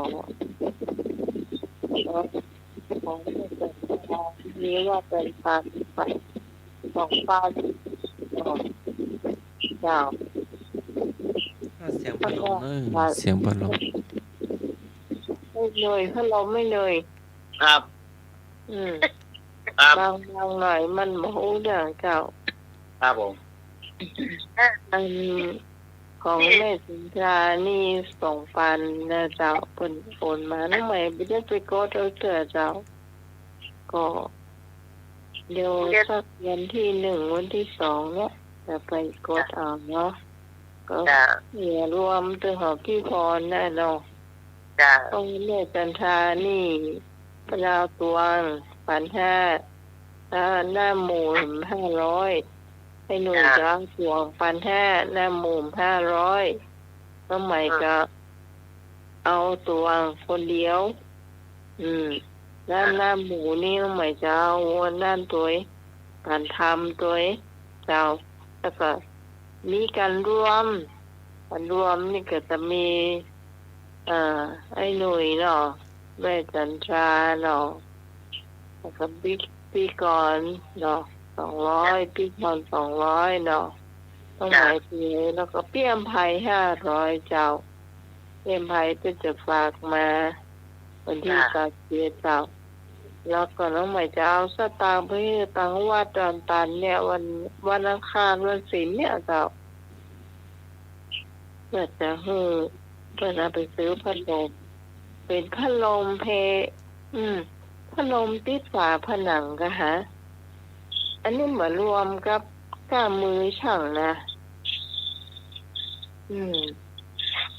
ช่างนี่ต่างบ้านนี้เพิ่นจะติดคนเดียวเนาะถ้าเป็นแอมทีวีมันติดให้แปลง มันก็บวกกับเป็นปันเช็ดเด้อ เนี่ย บวกเข้าไป เลยมันบาเอาช่างของแอมทีวีเจ้า อ่า ก็เลยลดมาเป็นปัดแท้เนาะ จ้ะ พอดีเห็นกันเนาะมุดได้ทีมงานทางบ้านใครเพื่อนเขาก็ได้อยู่4 ตัวด้วยกันก็ไม่ใช่ภายที่ไหนก็หมู่เดียวของเนี่ยเนาะถ้าเราดึงเห็นมา ก็ต้องขอบคุณด้วยผู้คนด้วยนะเจ้าที่ว่าผู้อย่างออกไปนี่ก็ช่วยน้องใหม่ตลอดเลยเจ้าก็ถือว่าทำบุญร่วมกันเนาะ จ้ะ ร่วมกันแล้วก็เขาก็จะมีทำกันเตดโดยกันเตดอันนี้บอกผู้เจ้าไปแล้วแล้วก็คุณบอกว่าจะได้สักวันที่10เดียววันศีลวันผู้เธอนี่ก็ดีก็อาจจะชุมสายถ้าโทรศัพท์ไปหน่อยดีเนอะก็จะให้ทุกเจ้าเป็นอ่านรายชื่อให้ฟังเนาะให้ฟังก็รอเปิดโทรศัพท์แล้วให้ฟังกันแล้วกันว่าถ้าเวลาถ้าเจ้าโทรไปแล้วเนี่ยก็จะได้ยินเสียงเนาะว่าพระเจ้าก็จะอ่านในวิหารเนี้ยก็ได้ยินหมดละ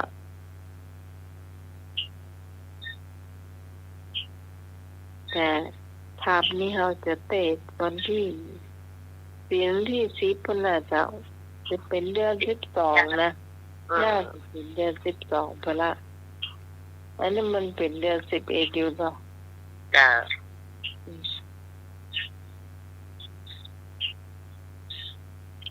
ก็ได้สมดังใจอ่ะคืออยากได้ก็เอาเหี้ยเยอะเนาะ เวลามันถ้ามันเต็มไปแล้วเขาก็ให้ตีทิ้งตายเขาไม่ได้ตีอะไรเงี้ยนะ เดี๋ยวนี้กล้าคุมเฮานี่ก็ไปเกิงวิหารอะไรเต้อเนาะมดการ8 ตัวเพิ่งจะเอาเนาะ จ้ะ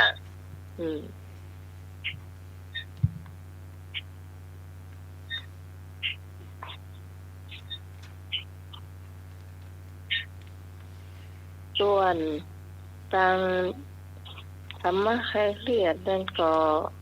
โยกก็ค่อยว่ากัน แต่เจ้าได้ยินวิญญาณเจสีเพื่อนประชาสัมพันธ์ให้อยู่ก็ต้องขอบคุณอย่างหนักเนอะวิญญาณเจสีสำหรับธรรมะใครเครียดเข้าป่านะเจ้าเพราะว่ามียำจิ้มไก่อันนี้ยำจิ้มไก่ได้เลยเจ้าแล้วก็มีตำกุ้งนะเจ้าก็มีตำมกพิเศษนะเจ้าตำลาวเนี่ยตำอีสานด้วยเนาะตำไทยตำลาวนี่ใส่บกกอกเนาะใส่ห่าเนาะมักยังไงก็ไปงานเถอะ หน้าหนาวกอกมีละเนาะเรื่องนั้นน่ะ มีเดือนมกรามีแล้ว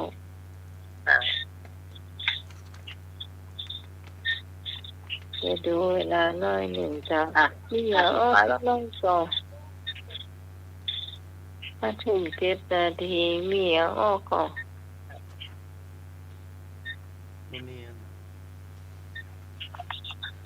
ท่านธรรมะใครจำวัดละกา ครับ อีทน่ะ โอ้โห ปู่มีงานหรอกปู่บ่มีงาน ตรงนี้อยู่ ปลูก บ้าน ลูก ว่า เจ้าอะนะ มาฟังเทศน์ ครับ จะมากัน พูด งานเยอะอะเนาะ มา พวก กับ นั้ มาน นึง ครับ มัน ใครจะมาพิกร 20 ปีจากครั้งเนาะ ขี่รถคนเดียวก็มันได้ ก็ ไปในเมืองปุ้น พี่นานเลี้ยวพ่องจานพระครูธีระสุตพจน์พ่องพระครูปัญญาพ่องผอน้อย เทศบาลสุเทพพ่องพออาจารย์ทำวัดไปฝ่ายเห็นพ่องเนาะ หลายอยู่แล้ว มีหลายคน มีหลายอยู่ พ่ออาจารย์สนั่นวัดป่าแดงพ่อง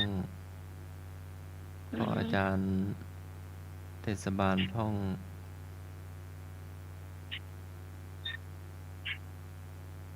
เจ้า เห็นก็มีอย่างนั้นที่ลมถ่ายรูปนะส่งไปให้ สวัสดีครับ ก็ได้พ่องลืมไม่นึกหันไปนึกอัน ผมรักขนาดครับ ฝนตกแน่ไม่ได้ยินอย่างสักเสียง ไปนึกก็หอมแต่ลืมไปหันลืมประกาศได้นึกหันผมขอถามอะไรสักวันนะครับ เจ้า อ่างนำหน้าขอไก่ตามหลัง มีอยู่5 กรัมอ่างนำหน้าขอไก่ตามหลังมันอยู่ในหนังสือมนต์หนังสือมงคลชีวิตมงคลชีวิต ชีวิต มันมีในหนังสือมงคลชีวิต อ่างน้ำหน้าขอไก่ตัวโก้หนอ ไก่ตามหลังจบก้นนะครับมี5 กรัม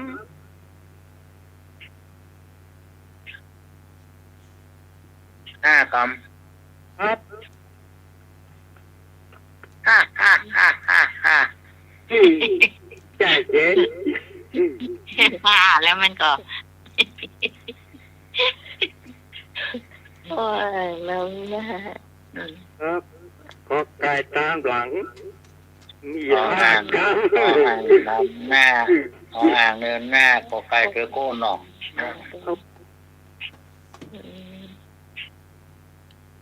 บอกไปเนี่ยหน่อย อาลาหังธรรมาธรรมโต เชิญมาพิสูจน์เถิด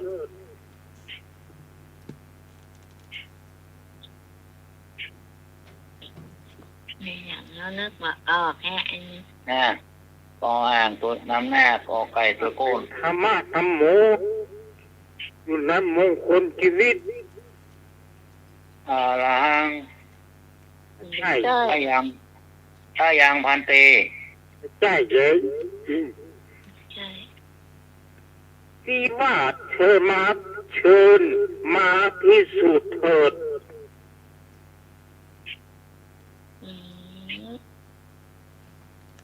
อ่างนำหน้าก็ไก่ตามหลัง เชิญมาพิสูจน์เถิด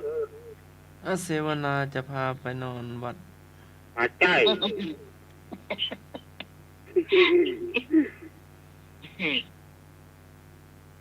เล่าละ นอละนอ ครับ เอหิปัสสิโก เชิญมาพิสูจน์เถิด เอหิปัสสิโต ปัสสิโก เชิญมาพิสูจน์เถิด วันนั้นมันคำแปลมันอ่ะทุกคนไม่รู้ อยู่ในมงคลชีวิต เอหิปัสสิโก เชิญมาพิสูจน์เถิด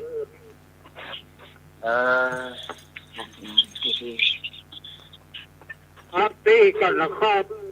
ครับผมขอบคุณครับด้วยครับ แต่ละกรรมเอาแห้งขอไข่ตะโกน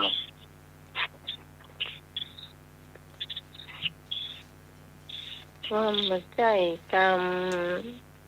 การที่ท้องไหวมันไม่ได้เหมือนกรรมที่ตุ้งทองถามอ่ะ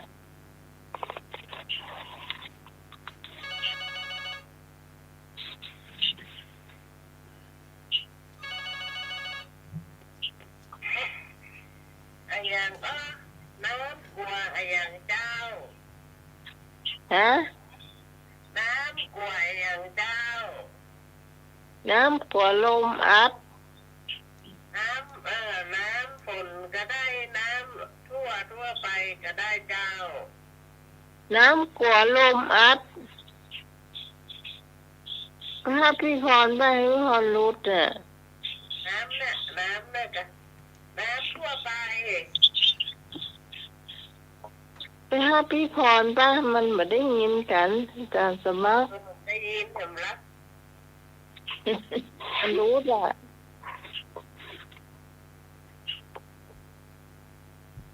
พี่พรรู้กะเพื่ออะไร เจ้ารู้ตาฝนมันตกแน่กะรู้ไหม พี่พรวางพี่พรวางพี่พรวาง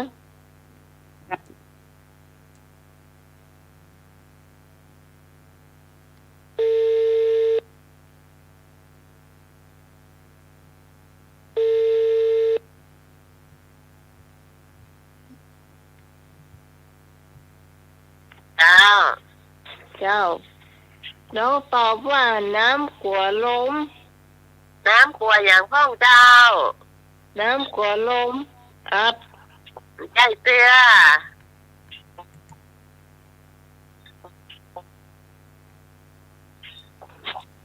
น้ำกลัวอย่างนี้ค่ะ เจ้าน้ำกลัวอย่าง น้ำกลัวอย่างน้ำกลัว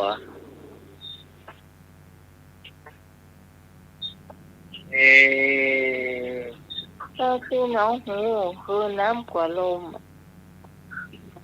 น้ำยังกลัวเตื้อลมนั่นน่ะ ลมมันอัดอ่ะ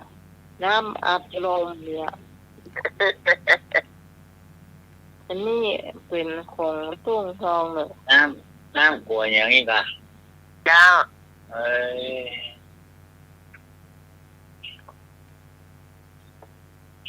เน่าไอ้หนุ่ยเน่าเลย ครับ เนาะ ครับ น้ำกลัวรุ้งกินน้ำอ่ะ อ๋อมันตกลุ้งเลยกินน้ำ เอ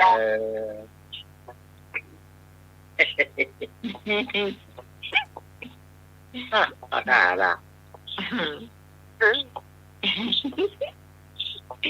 ไอ้หนุ่ยเจอปัญหาเจ้าคือก่อนก็ยังนึกไม่ออกเนี่ย โอ้น้ำบนฟ้าบนหรอ น้ำบนฟ้า ลุงยังมีตั้ง7 สีก่อน จ้า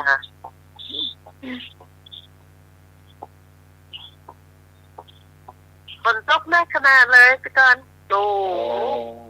นี่ตอนนั้นฝนตกอะตอนที่อาจารย์เรลักษณ์หรือเล่านิทานอะมาอย่างฮาหลวงเลยอะมาได้ยินมากอย่างขนาดเปิดวิทยุจนสุด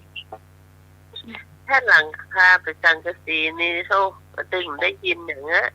สันพาลงรถไงเป็นสังกะสีอะยิน ถามนี้จนกว่าอย่างที่สุด อย่างก็ จน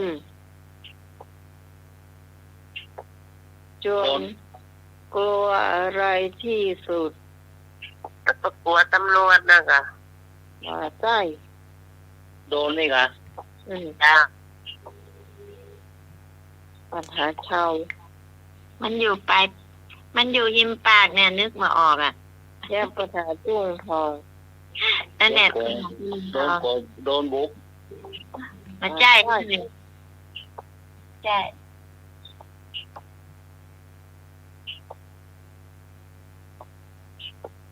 ม โดนนี่กะ โจรกลัวอะไรโจรน่ะโจรที่ปล้นนั่นปล้นนี่ กลัวอะไร โดน500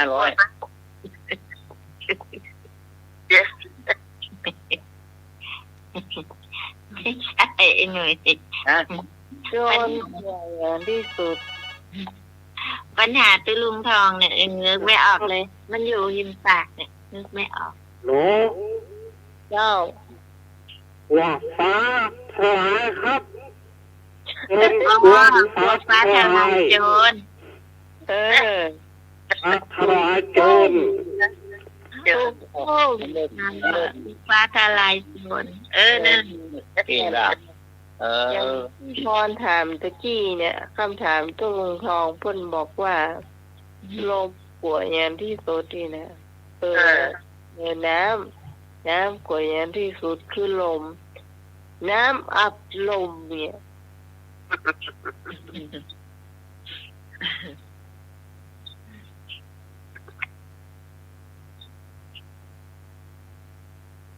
นี่เห็นมีห้อยยาแล้ว อ่ะที่ลงไปละ เนี่ยเป็นสมัครกับคน ปลูกงานหนักนะการนิมนต์ครับ ก็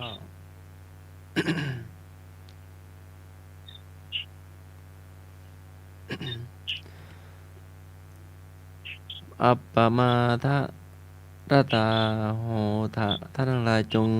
เป็นผู้ยินดีในความไม่ประมาทค่ำคืนนี้ก็ไหว้พระสวดมนต์แผ่เมตตาหยาดน้ำหลับเป็นสุขตื่นมาเป็นสุขขอเจริญพร จะ ดูครับ เห็นเพื่อนเมื่อไหร่ก่อนที่จะไปที่สาสาปรมายาติ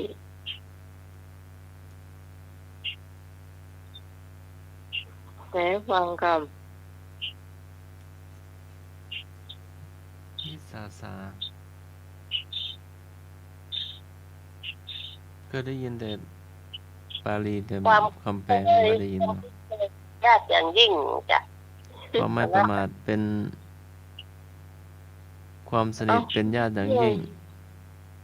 ำมันมาเกี่ยวความประมาทนะอันนี้เพิ่นถือว่าเป็นญาติทาง ความคุ้นเคยเป็นญาติอย่างยิ่ง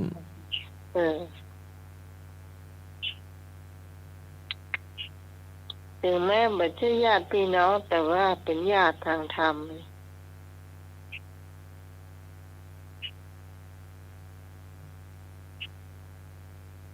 อืม เนี่ย เหมือนเราคุยกันนี่เนาะ เจ้าอยู่ที่ไหนเราก็ดึงกันมาอย่างค่ะสำหรับค่ำคืนนี้ขอบคุณคุณผู้ฟังที่อยู่เป็นกู้เป็นยิ้มกันทุกเสียงทุกสายตัวนะเจ้าเราจะมาพบปะกันใหม่เสาร์อาทิตย์หน้าพุ่นเนอะคุณผู้ฟังเสาร์อาทิตย์หน้าก็เต็มที่นะเจ้าวันนี้ขอบคุณพระอาจารย์พระครูสมุวิศวัตวรกิจโจพุ่มในสถานีผู้ควบคุมเสียงเลือกเพลงคุณผู้ฟังได้ฟังตัวขอบคุณให้หนุ่ยเจ้าขอบคุณพี่พรเจ้าขอบคุณพี่กรเจ้าขอบคุณพระอาจารย์พระครูไวดิกาสมัครยานและสีโลเจ้า เจริญพ สำหรับ ร รักสมัยสุริโอดรจากบ้านลำตันตำบลเมืองแก้วอำเภอแม่ริมจังหวัดเชียงใหม่วันนี้ต้องลาคุณผู้ฟังไปเพียงตัวนี้ก่อนสวัสดีเจ้า ค่ะ